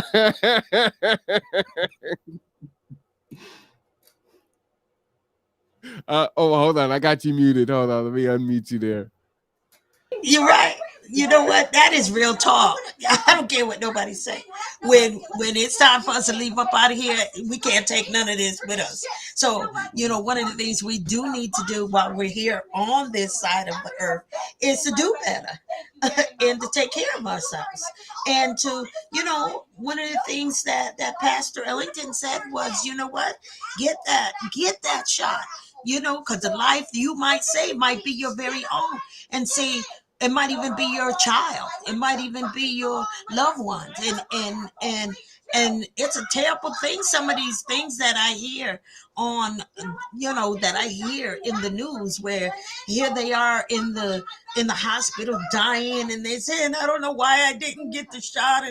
But here it is. They've lost their loved one because of foolery. And I'll call it foolery. It's foolish that we have this type of technology and this type of medication available to us, and we choose not to take it for our own health and well-being. That, to me, we have to ask ourselves some hard questions as to what is, and I'm not saying that we're not using common sense, but then I'll say, are we using our common sense in the way we are processing whether we should or shouldn't, and why we should and shouldn't, and all the mess on the hype on in the media, social media, and all the rest that goes with it. Are we getting caught up in that hype instead of taking care of ourselves and our family and our loved ones? Now you have to ask yourself that, because I'm talking about self-preservation. I'm talking about understanding our own immortality. That our lives can be gone in the twinkling of an eye. And what are we doing? Um, and what choices are we making that that could cause us to leave up out of here? Well, and I Yeah. think that circles back to what I was saying that I needed to do, right? With, my health. So that this is, I can juxtapose this with COVID, right? And people are going to make the decision whether or not they're going to get vaccinated or not. And there have been needless deaths that have happened, either whether it's getting the vaccine or social distancing or doing whatever, when we were dealing with Delta and what was before Delta and whatnot. We don't know what Omicron is going to do. Looks like it's far less lethal. It's looking like this thing is becoming more endemic than pandemic, which is fantastic. We'll get there, and it may kill as many people as the flu, and it's just something that we just deal with. And folks can decide if they want to get a flu shot or a COVID shot, and we just kind of go on with how it is, right? But that's the part that I've got to be accountable with and say, okay, you do need to learn about what's going on with your health, and you got to advocate. I will go months, years with ailments and just say, you know what, I don't have time to go to the doctor. I'm used to dealing with it. This doesn't hurt as bad as my back does, so it's all good. And I won't make the call. I won't schedule it. I mean, in all honesty, right now, some of my doctor's appointments, the only reason why they're being made is because the office manager made them. So, go and get the cane, on myself. You know what I'm saying? So someone else has to make a doctor's appointment for me to go. But I know it's one of those things where, all right, you ain't going to do it. If you tell someone else, it'll help you to be accountable, right? Because they're not going to allow you to fail, and they're not going to allow you to fall until you get to a point where you can start just doing it on your own. So I realize that's a shortcoming, and I do want to be here for a while. And in the martyrdom, it does no good, right? He said, I'm gone tomorrow, and all the problems will still be here to exist. And most people won't even know and won't even skip a beat, right? It's like, you want McDonald's, you want Azteca, that'll be it. And they're just going on about their day. So, I got to do what I got to do. So it's something that I got to do. One thing I wanted to bring up, because, Akuya, you talked about, the teenage girls, and Rev, you talked about the kids that you want to help, first starting out with first to fifth grade, and then also getting into, older kids that might want to help out in that capacity, which is also, definitely great. This year, we have watched so many of our young rappers, right, that are killing each other on IG, on Facebook Live, right? I mean, it's not enough for them to kill each other, but they're doing it on social media. You're not going to get away with it. It's so stupid, right? Well, one guy gets mad. I can't remember what happened. He got mad, so there was a shootout. Someone died, so he's going to go and urinate on the grave. So now he gets shot up in the McDonald's line with a 7-year-old in the back seat, right? And you just hear these stories day in and day out. So many of our rappers have murdered each other this year, and it's our young ones, right? Our up and comers, right? That are kind of coming up on the social media, IG kind of atmosphere. But then we see a lot of our females are becoming a lot more violent too, right? There was some footage of a woman that walked up around the corner and shot a woman point blank in the head and then walked off, right? Like I said, I consume all this media because I'm doing the podcast, so I need to be in the know. And the uptick of violence from women is just insane. Even the Karens, right? Almost weekly, you're seeing some kind of Karen episode on our planes, right? They were just showing the stat of all the incidences that have happened on planes. I mean, that's a federal offense, and folks are acting a fool on these planes, right? Over a mask or not a mask or whatever. So this isn't Jamie Foxx. Don't blame it on alcohol. I don't know what's going on. Folks are losing their minds, but our kids are now taking that street, that rap life, that whatever, and they're trying to keep it 100 or whatever it is that they're doing.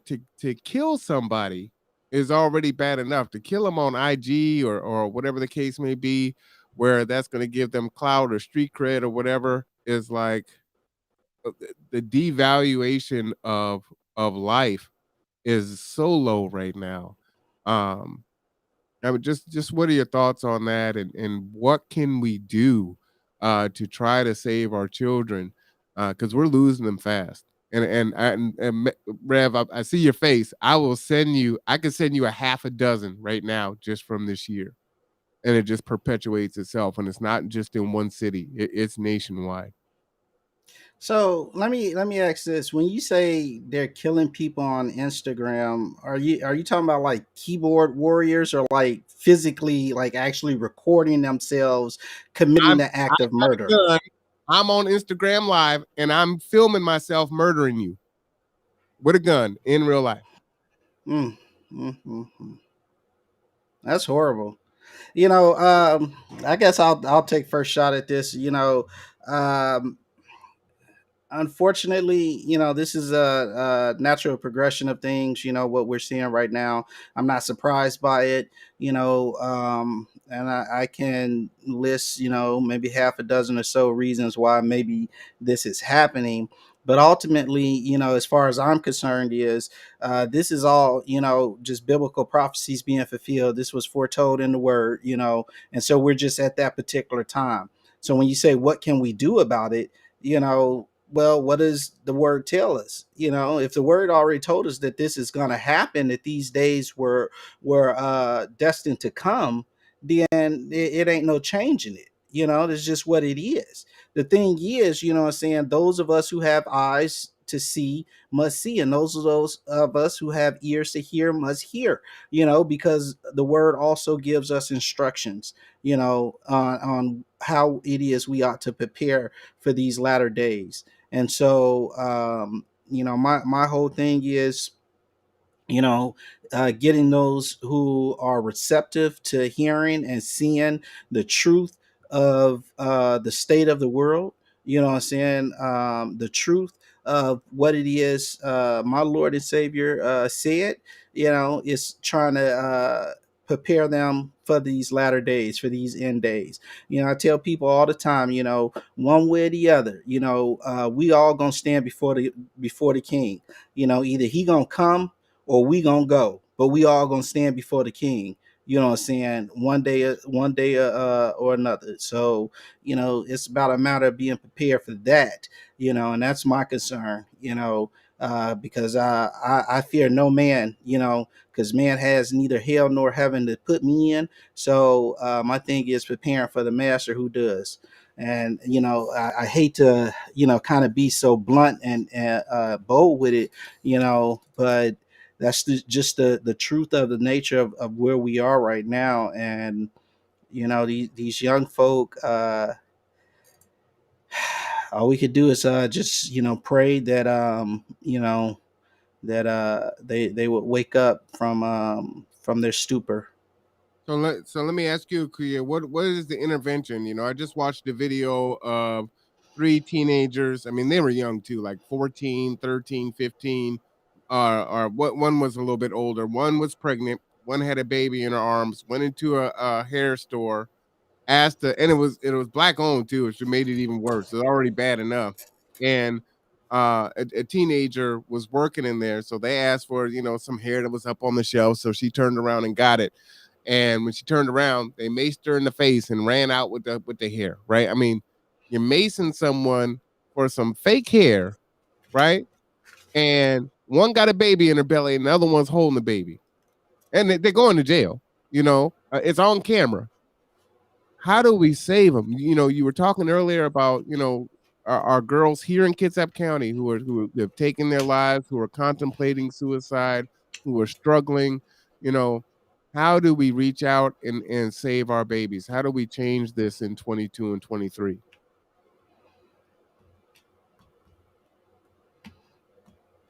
Hold on, you muted again. Let me unmute you there.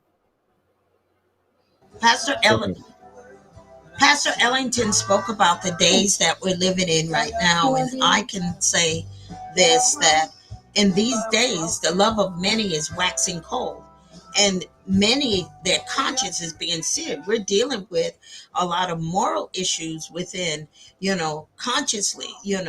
Look at what is before the eyes and the ears of our young people. What's being cultivated in them is um a lot of violence, and a lot of what are they looking at on TikTok, and what are they looking at on TV, and what's going in their spirit as they're developing. These are young children being developed, and we as a nation, we haven't protected our young people. This is the fruit of what has been cultivated in them from the time that they were in their parents' womb. They came out uh, in the state, and here we have it. We put this in their hand before we put the word in their hearts and minds, and they think this is what life is about, and we're not teaching them any principles and any wisdom and any. So when we talk about how we're going to combat it, oh well, first, it's what we're putting in them. We're not training them up in the way that they should go. We're allowing society to raise our children, and we're in trouble because of the things that we've sown into their lives. And so if we're going to transform and change things around, we got to start doing things differently if we're going to get some fruit out of what we're cultivating. But I see it as, it's what we're putting in them. What's in them is going to come out. And if junk is in them, what do you think is going to come out? If violence is put in them, what do you think is going to come out? If you put in all of this ill behavior, what do you think is going to come out? No. We have to look at what we're doing in our school systems, in our families, in our homes, and in our community, because you can't bring these lives into the world because they come in a clean slate. It's what we done put before their eyes and their ears and their hearts, and that's what we gonna get. So that's where I'm at with it. Oh, you just dropped the mic on that one, and I think you got to a big root of the problem. As we transition, because I know it's getting late. Rev's eyes are getting low. Hey, look, No, I'm no, looking at the no, clock. no, You got no. 15 more, bro. You got 15. Rev's like, No, wrap it up, no, brother. no, no, I'm supposed to no, already no. be asleep. Hey, hey, can I add on to something what Sister Kuye was saying, because she's absolutely 100% right. Go ahead. Uh the one of the problems also that we have to realize though is we're about a generation behind, bruh. So these 20 something year olds that are having babies now, what got sold into them, what I'm saying? And you know what I'm saying, the mom carrying the babe, and the pregnant mom and the other lady, what I'm saying, macing somebody and running out, what I'm saying, what do you think they're gonna put into those babies, right? So us, we were so tuned in to just, me,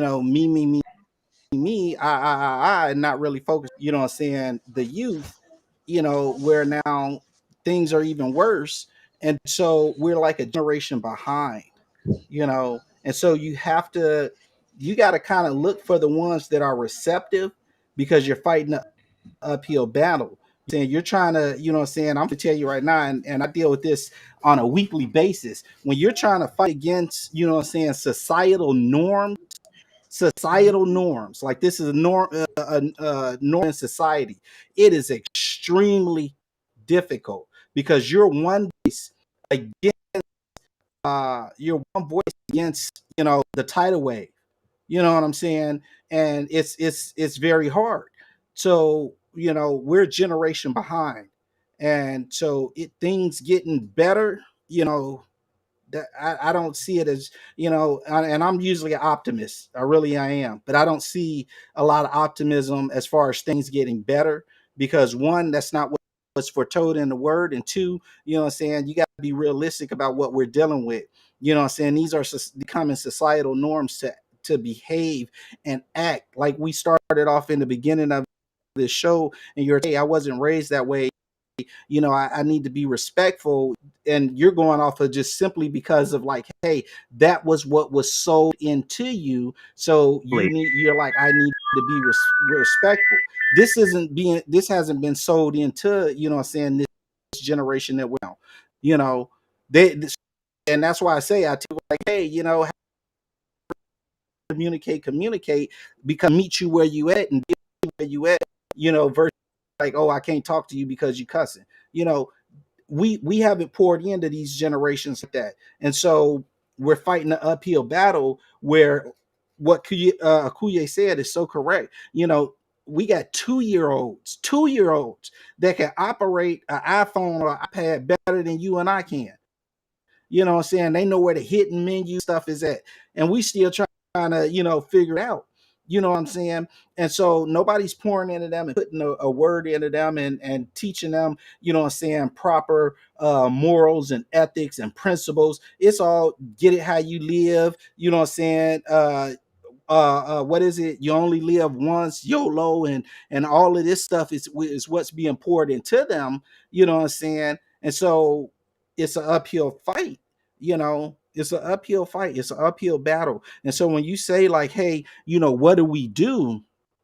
What do is we take those that are receptive and we try and pour into them and get them prepared for what's coming, because you can't, what I'm saying, you can't force nobody. I don't care who it is, you can't force nobody for to think how you want them to think.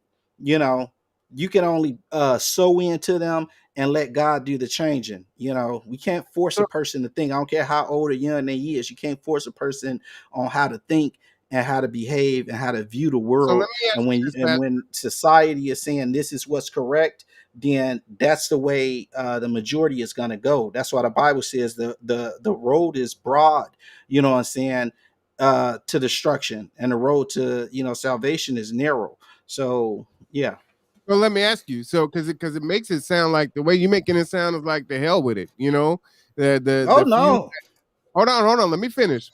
So the ones that like you just said, the road is broad and the good path is narrow. So go and look for the ones that's on the narrow and go and save them.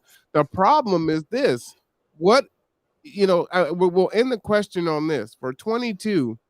Where do we put some of our focus? Because we can put the focus on the kids, but if the parent is an S show and they've got all these issues, right? And you're saying that it's been generational, right? So is this boomers fault? Is this Gen Xers fault? Is this millennials fault? Whose fault is this? And so we have dysfunction in the kids that got the baby in the belly now, right? We got they're still, their parents are in their late or really early 30s, right? Because these babies are having babies, and we've been saying that for a few generations, right? The great grandma's in her 50s, right? Shouldn't be happening, right? So I mean, it is what it is. So how do we attack this in 22? Because we can go and try to latch on to the kids in the after school program or tutoring or this and that, but if they're going back home, and this has been the challenge of being in the classroom, right? I get your kid for 6 hours and then your kid goes home and your kid is in that dysfunctional environment and is undoing all of I could do in 6 hours, which you got my hands tied behind my back because I can't whoop them in the classroom anymore like Aura Franklin used to do with the paddle with the holes in it. She had permission to whoop me in the 3rd grade. Kuye's like, yep, me too. Right. And I'm actually not that old. So that wasn't that long ago where Yeah. your principal could spank you in school, but, Mm-hmm.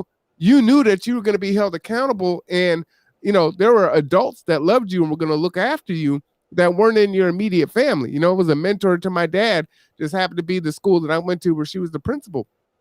But what is it that we do? If there's 1 to 3 things, and that's how we'll end the evening, who do we target? Do we target their parents? Because if you don't help them, I don't see how we can change the kid. So, you know what I'm saying? First off, forget who's responsible. You know what I'm saying? That don't matter. You know, we're at where we're at. You know what I'm saying? It don't matter who fault No. it is. Huh? I said I got to know who's responsible. Get the cane. it you know, that's a waste of time trying to figure out who's responsible, because you know, if we had the time to figure it out, maybe, but we don't. You know what I'm saying? So one, don't worry about who's responsible. We got to deal with the problem. You know what I'm saying? Two, it got to be a multi-pronged attack. You got to, you know what I'm saying, not only go after the kids, but the parents, sometimes the grandparents, sometimes, you know what I'm saying, the aunts, the uncles, or whatever, wherever the influence is coming from. You know, Jesus said he didn't come for those that was healthy. He came for the sick. You know what I'm saying? So no, it's not a lost cause and like, oh, whatever, you know what I'm saying? Because the Bible tells me that, like, woe to me if I don't, you know what I'm saying, preach, you know what I'm saying, and tell people, you know what I'm saying, that they on their way to hell. I gotta tell people, like, yeah, you know what I'm saying, you on the wrong road right now. You on that broad road. So it's not a, you know, sense of like, hey, whatever, because I'm not the one that gives the increase. You know, I sow and I water, but God is the one that gives the increase. So my job is simply to forewarn people and say, hey, you know what I'm saying, this is the danger that lies ahead on this road, right? And so that warning is for everybody, even for me, even as a saved person, because I can easily, you know what I'm saying, get led astray and get on the broad road, you know? So it's never a sense of it's a lost cause. We gotta, you know what I'm saying, try and reach as many people that are willing to be receptive, whoever it may be. You know what I'm saying? It's a broad call. It's a call to action to everyone. You know, the thing is, I'm realistic and I know that it's not going to be a large majority that answers that call to action. You know what I'm saying? Let's just be real about it. You know, I understand that. You know, this is the profession that God has put me in. You know, and so I'm gonna tell any and everybody that's willing to listen to me. I'm not gonna force anybody to listen to me, because I know that I can't, you know what I'm saying, force them to change. It's something that they have to want from within. You know, but you know, Right. if I Why fail would they in, want it from within? That's not being built into them. So I mean, you're to me, when I'm listening to you, that sounds like a failed attempt, because you're like, well, I'm just going to tell them, and that's all I can do, and it's got to be built from within. But it's not being built from within, because these kids are in homes that are already doing damage to them. So by the time we're getting exposed to them, you know, well, we can tell you that, don't go there, but society that's is, go ahead and have sex with whoever you want, and that destroy your mind mentally. that's not the truth. You know, I come from, you know, a broken home. I got friends that came from broken homes. There are people, you know what I'm saying, young people, you know what I'm saying, that want better for themselves, that It is. can look out and see the fallacies in their parents, see the fallacies in society, that can see the fallacies, you know, of life, and say, you know what, I don't want that for myself. They're not You doing know, that. there are people Generation there. after generation, they're doing the same thing. Again, the broad majority, yeah, that's the reality of it, brother. You know what I'm saying? Listen, this is all biblical prophecy, man, you know, and it's being fulfilled. We ain't smarter than God. We can't, you know what I'm saying, outthink God, and we definitely cannot divert his plans for the world. You know, and so if he said that this is what it's gonna be, then that's just simply what it's gonna be, you know, So plain then and what's the simple. point in trying And until you that's where I come. That's my faith, my belief, where I approach it from. You know, and maybe you don't see it that way, and I understand. But you know, when you asking me, that's just the way I'm gonna, like, kind of approach it from that standpoint, and see that, you know, the word tells us that some vessels are made simply for destruction, you know, and that's God's prerogative, because he's sovereign, right? And But what so God would do that? What God would what make a vessel for destruction? Like that doesn't even logically make sense to me. Can can I just weigh in a go little ahead, bit? go ahead, Go ahead, sister. You know, Ophelia. because you know we go back and forth all day, but the word is to bring life. And all who hear it, their hearts and their minds should be pricked unto doing right. And their consciousness is being reached. And when you have that process going on, I don't care if you're young, I don't care if you're old, I don't care where you come from, what language, that the spirit, because we're made up of a body, we're made up, we got a mind, spirit, we got a soul. When your spirit man is renewed to a place where you can receive truth and you can receive a word of life, I don't care what age you are. God can reach you at 2, 3, 4, 5, 6, 7, 8, 9, whatever age it is. And parents Amen. parents have a great influence, and they're charged to raise them up right. But when they Amen. don't, the Holy Spirit can supersede all of that Come on, and reach preach. you, because your spirit, your human spirit, is being connected with the Holy Spirit that will teach you, guide you, and instruct you into all righteousness and do right. It will be in you from the time that your spirit is born again. See, all of our spirits got to be born again. We're Amen. born dead. Our spirit man Amen. is born dead until the Holy Spirit rejuvenates, revives, and reconciles us and revives that spirit within us. You got to have a right spirit within you to want to do right, and walk right, and talk right, and treat each other like human beings, and not be out here just being moved by every wind and doctrine and or anything else. But when we're talking about a spiritual thing now, when you're talking about when God can reach, because I can tell you like this, God can reach us where no man can. That's And right. he can reach any of us. But it's his word that can transform us, renew our minds, so that we can be regenerated to be able to do these things. Yes, I was at that dark space at one time. But when you hear what the Spirit is of God, and you see what the Spirit of God is revealing to you, there's a transformational process that happens that isn't anything that you go to school A, B, C, D, E, F, G and receive, or anybody can teach you, because the Spirit cuts through what, the bone, the sinew, anything, your whole human makeup. So here we are. We're trying to conceive something from this, when it got to be transformed and renewed here in the heart, in the mind, in the spirit, in the soul of a man. And so we're talking about spiritual things now that God has control over, not man. And so when we start talking about what God can do, God can work a miracle after miracle after miracle, and he Amen. can reach any of us at any point in time. And guess what? Well, he He said, could, you don't even have to have no man to teach you. He said, I can reach you. or he I could, can reach but you from the depths of we your losing soul. our babies day in and day out. That's right. But guess So what? we He can't have the also gives, attitude of God take the wheel, and I'm well, just gonna you pray can and be say faithful, God and He's take the gonna heal wheel. everyone. I can say God take the wheel all day long. But until I surrender and humble myself, ain't nothing gonna happen, That. But because Come that's on. I'm you. just How do lip Tell we it. servicing. I'm just lip servicing. Tell it. Tell it. Akuye, how do we get the little girl to not kill herself? Oh, honey, Right? God can reach her in the depths of her soul. Oh How? yes, honey. How? But let me tell you something. When? Just like God can influence. Guess what? There are other spiritual and demons that can reach too.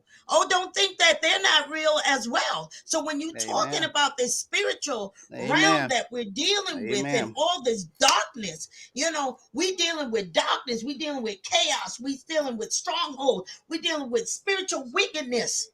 We're dealing with a Yes. whole lot of Yes. different Yes. things that are happening and in this universe, in this world. And he said, if we're not conscious, even the very elect gonna be deceived. So we Yep. better understand some things. So let me ask you Yeah. this. Let me ask you this, right? We have generations now, right? Membership in the church has been dwindling for Yeah. generations, right? And it's at an all-time low and continuing to drop. So now you have households that don't know God, right? They didn't go to church, they didn't grow up going to church. So you guys deal with the spiritual and the religious piece. Let me tell you my story before you Wait, say hold that. on, hold on. I deal with the real, right? The tangible. So I'm my talking question is, about the and real.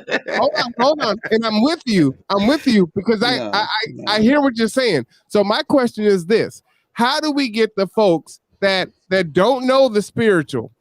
How do we get them from the real to the spiritual so they have that opportunity to be touched and to have their lives changed? That's where I think the void is, Hold right? on, hold on, Sister Okuye. Before you say anything, let me clarify one thing. You know, Brother Mawan, and I love you, brother, but I'm gonna give you a bit of a warning. You know, be careful. You know what I'm saying? Because one thing that cannot be forgiven is blaspheming against the Holy Spirit. Okay, so be Yeah, I careful. don't believe that. Okay. Well, I understand your beliefs, and I again, you know, I'm charged to, you know, Charge. forewarn. Two, the spiritual is just as much tangible, if not more tangible, than the material. What it is that we perceive with our natural eyes. You got to understand that, you know, everything that we see in the natural came from the spiritual. God spoke all of this into existence, you know, from the spiritual realm. So the spiritual is even more tangible than the so-called natural. All right. So that supersedes it. It was here before. You know, just because God chooses not to do a thing or he chooses to do a thing, again, he's sovereign. And it's not for us to question or, you know, second guess or any of those things. And it's not for me to try and answer for God as well. You know, Job had that problem. I mean, Job's friends had that problem when they call themselves trying to defend God and ask, you know, answer for God and all of that. And they tried to stand in God's shoes, and God, you know, ultimately said, "Look, y'all are wrong," you know. And so I'm not going to ever get into that situation where it is. I am trying to answer for God and defend Him I'm as not far asking you as guys to do that, but Oh, what I'm hearing the two of you say is basically it is going to be what it is going to be. Like there's no point in us even trying, right? It's oh already no. preordained, and if No, you no, make it sound like not what I'm folks don't saying. even have free will, right? no, It's no, like you said, no. No, God some gives us. vessels, you said some vessels were made to be destroyed. That to me, that sounds like the absence of free will. And then you guys are saying, well, the Lord can do anything in the spirit and this and that, but we are dying, right? We are living this worldly life of destruction. And the conversation is, how do we save our kids? That's the question, right?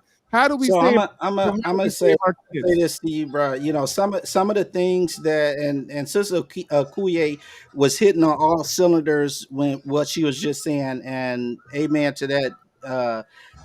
Bruh, there's some deeper conversation into this where we're talking, you know what I'm saying, and you know, we're 5 minutes over. We're not gonna get this done tonight. You know, this is like this takes some serious study, some serious prayer, but ultimately and foremost, it takes revelation from God to have a greater understanding of what it is that's being said to you, as far as, you know, the destruction that lies ahead, as far as some vessels being made for destruction and some being made for honor. You know, all of these things, you know, hearts waxing cold, men's being lover of themselves, you know, all these prophecies and things that were foretold that we're seeing being fulfilled, these biblical prophecies being fulfilled. This takes, you know what I'm saying, spiritual revelation from God for him to reveal and open our eyes and our hearts and our minds to this. You know, the Bible, you know what I'm saying, tells us that God's ways are not man's ways. God thinks, you know what I'm saying, on 1,000 levels above us. You know, so what we don't understand on the natural and what you say like logic, you know what I'm saying, human wisdom is foolishness to God. You know, he in his wisdom, he chose to sacrifice his only begotten son, his only son, for to save us. And logically for us, we're like, nah, that ain't gonna work. This my only child. It took me forever to have this child. I'm not finna, sacrifice it for you, and I don't even know you. So I don't know about human that. wisdom, We've been killing our human babies by the wisdom don't millions. understand God's wisdom. You know what I'm saying? And so all of this, where you're saying like, yeah, it ain't logical and they don't make sense and they don't add up. Well, bruh, you know what I'm saying? It takes some study, some prayer, and some revelation from God to be able to spiritually understand it. You know, and again, it's not going to happen in the next couple of minutes here, because this is, these are deeper things. Yes. But These are these much are deeper the things. conversations that need to happen, because this is why people aren't part of the church anymore, right? This is why membership is dwindling. So when we have Well, these one of the things, conversations, you see I'm this not, book here? I want to I'm get not you this speaking book. just for me. I'm Yeah. speaking for a lot of men and women out there that are no longer connected to the church because Can I they don't say see. this first of all? They shouldn't be connected to a church at all. They should be connected to God. This is about their relationship with God. See, if they were just going to church just to be connecting with a building or with people or with situation of that, they were there for the wrong reasons in the first place. So if they fallen away, they fallen away because they never had any relationship with God from the get-go, and because they need to work on strengthening that relationship with God. Because when they have that relationship with God, it don't matter if they in the building, at home, on the street, or wherever they go, God go right along with them. So they need to work on their personal relationship with God, and not with an organization, not with a building, or not with A pastor whatever, or just anything religion, else. Yep. or whatever else that's in the way. Yep. See, that's Yep. that's where they got mixed up from the get go. They started Tell off it. wrong. So Tell it. Tell how it. do Tell you it. get one mixed Amen. up? Or you know what? Am I tripping? Is it a thing of that's not my responsibility? It's like what I was talking about with my physical health. The hell with everybody. Save myself, right? See, the thing. SYSBM. Save yourself, black man. Save No, yourself. the thing. The Save thing is, your and health this, and pray and for the this. rest. Save yourself. Okay. So this is the But thing, and why I'll you say gonna have this. me? You gonna have me peeing on myself over here? I, I'm just saying. I'm just saying. See, this, this, We. this. I know God is sitting Go up ahead. there cracking up at us because He said, Oh "Oh yeah, Lord, yeah. I got You know, work. I got work to do." I'm gonna end with this, brother Mawan, because it is like 10 after. But this is the thing, bruh. And I've said this to you before. I am not capable of changing anybody, because I was not capable of changing myself. That's I right. couldn't do it for me. I can't do it for nobody else. That's My right. thing is to introduce people to my Lord and Savior. Just make the introduction. You know what I'm saying? And then they have to cultivate that relationship, and whatever God decides that he's going to do in that person's life, as far as what changes he is and ain't going to make, that's up to God. It's not up to me. You know what I'm saying? It don't matter what I would like to see out of a person, what changes I want to see out of a person, or whatever else. It's simply my job to just introduce people to Christ, and then help them, if they're willing to receive the help them relationship. But ultimately it all comes down to the work that they're willing to put in for themselves. And this is on anything. We can't force nobody for to do nothing. You know what I'm saying? And when we do, it usually ain't, you ain't gonna get the best. You know what I'm saying? So it's simply about making an introduction. You know what I'm saying? They have to be willing and wanting to cultivate that relationship, and God will do whatever it is he pleases to do with that person, because he's sovereign. He is a sovereign and holy God, and he has the right to do whatever it is he want to with what he has created. This is all he is. We all belong to him, whether we want to or not. He is the a master creator. He is the master potter. He sits on high looking low. He did all of this. So we don't have a right to, what I'm saying, say, like, oh, what gives him the right to cause something, to destroy something? If he created it, then it's for him to decide what he want to do with it.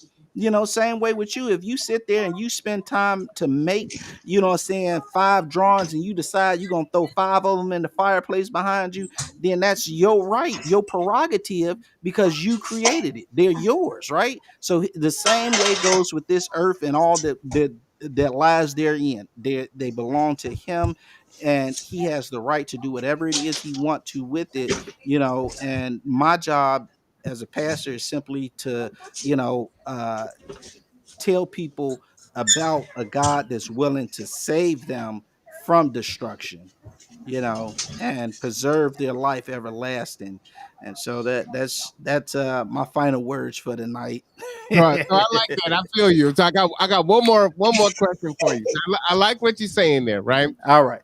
And again, remember, my perspective is not just my own, and it may not be my own. It may be the audience's, right? There's a lot of Okay. people that feel like what I've espoused here this evening. I think of two things. One, these are the conversations that don't happen enough in spaces where other people can join in and learn from. Because people are, you can't have this conversation in a church or with someone. It may be blasphemous, right? When they're trying to learn and get knowledge and get experience, right? These are the things that need to happen more. And as more people come in and can question and learn, then the pastor is able to fulfill his mission of telling people about God, right? And then at that point, the Spirit's going to take over and God will do whatever his will is, right? He's sovereign. I'm with you 100% there. So my thought is this: as we go into 22, we have all these different tactics on how we're going to go about serving our individual missions, whether it's feeding the homeless or housing folks or trying whatever, tutoring, whatever. Could an approach be a little bit different? Or trying this. We can focus on the kids, we can focus on the parents, but if we focused on the family together, right? Because in my example, right, the teacher has the kid for 6 hours and they go back home into that environment.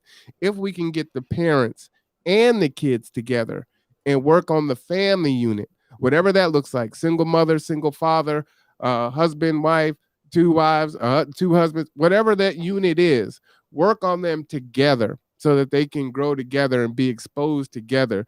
Would that be could that possibly bear more fruit and be more advantageous to look at going forward that way? What's your thoughts? The Kuye first and then the Rev, and then we will end.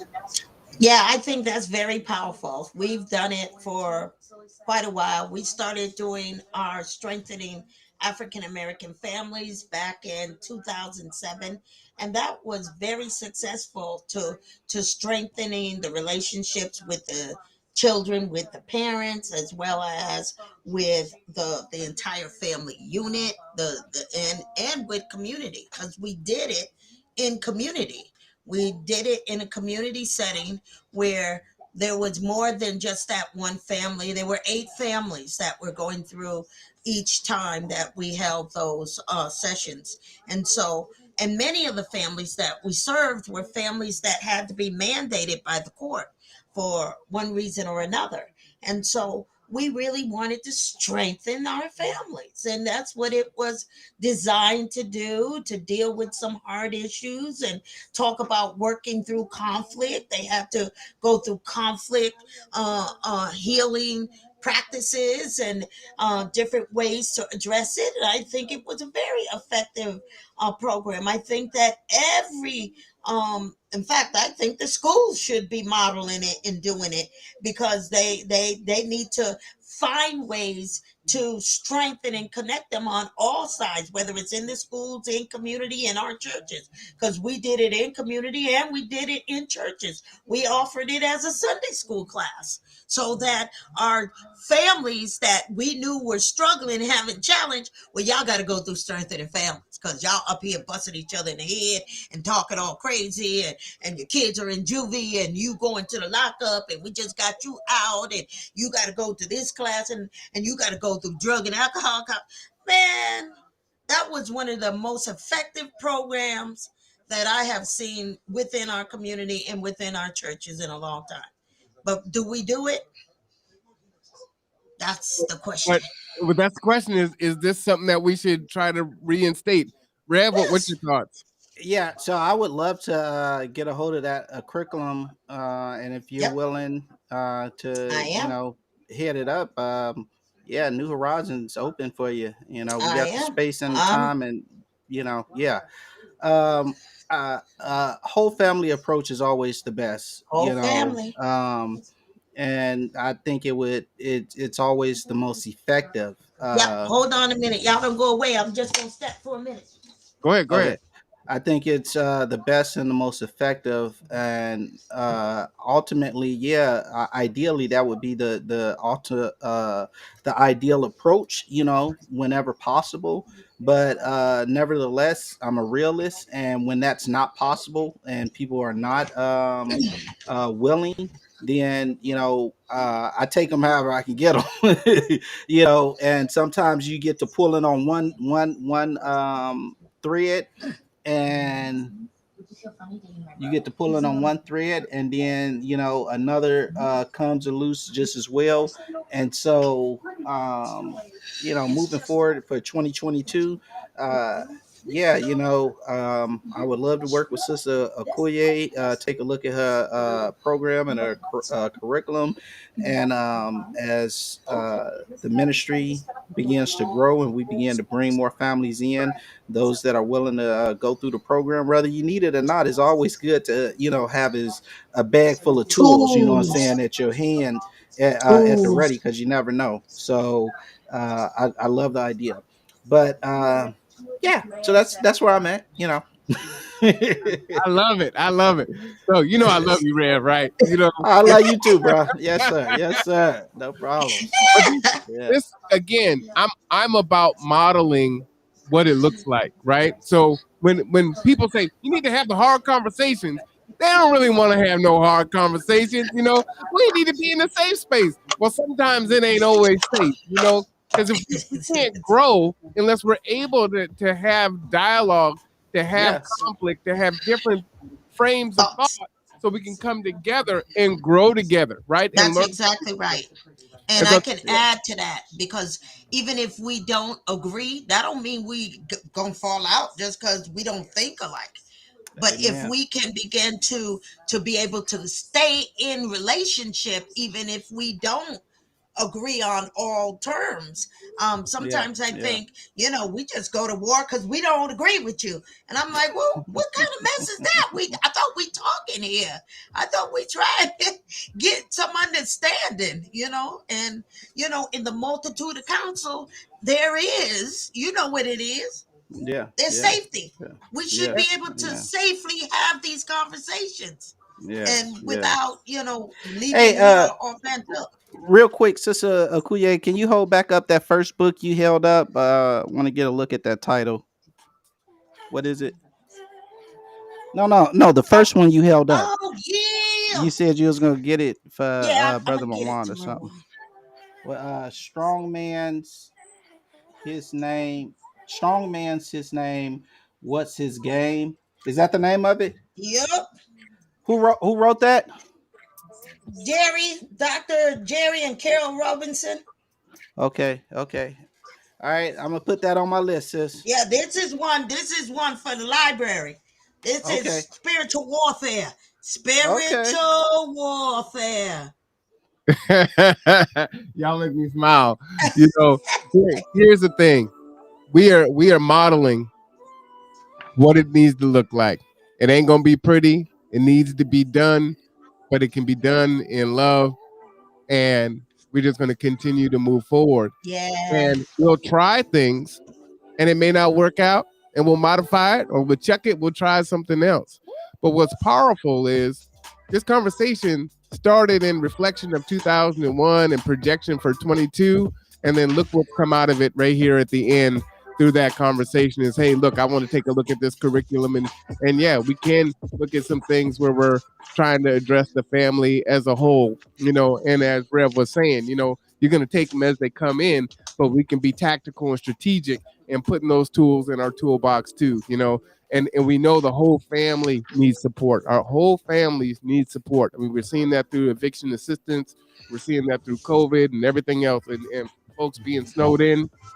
We're seeing it. So my hope is in 2022, whether it's with us, and you are definitely welcome to join us. If it's by yourself as an individual with your own organizations, that you will do this work and find ways to reach out and impact your community and break down some of those silos and create those synergies with the knowledge, skills, and abilities that you bring to bear so that we can make a better neighborhood, community, and world for ourselves and for our children. For sure. For Amen. sure. Amen. Right. So for Okuye, Karen Vargas, for Pastor Ellington, this is 2021. We will be back in 2022. I'll be back before 2022. Rev is working on something secret. We'll see what happens on New Year's Eve if he pulls that off. But we'll find out if that takes place or not. But you'll see me.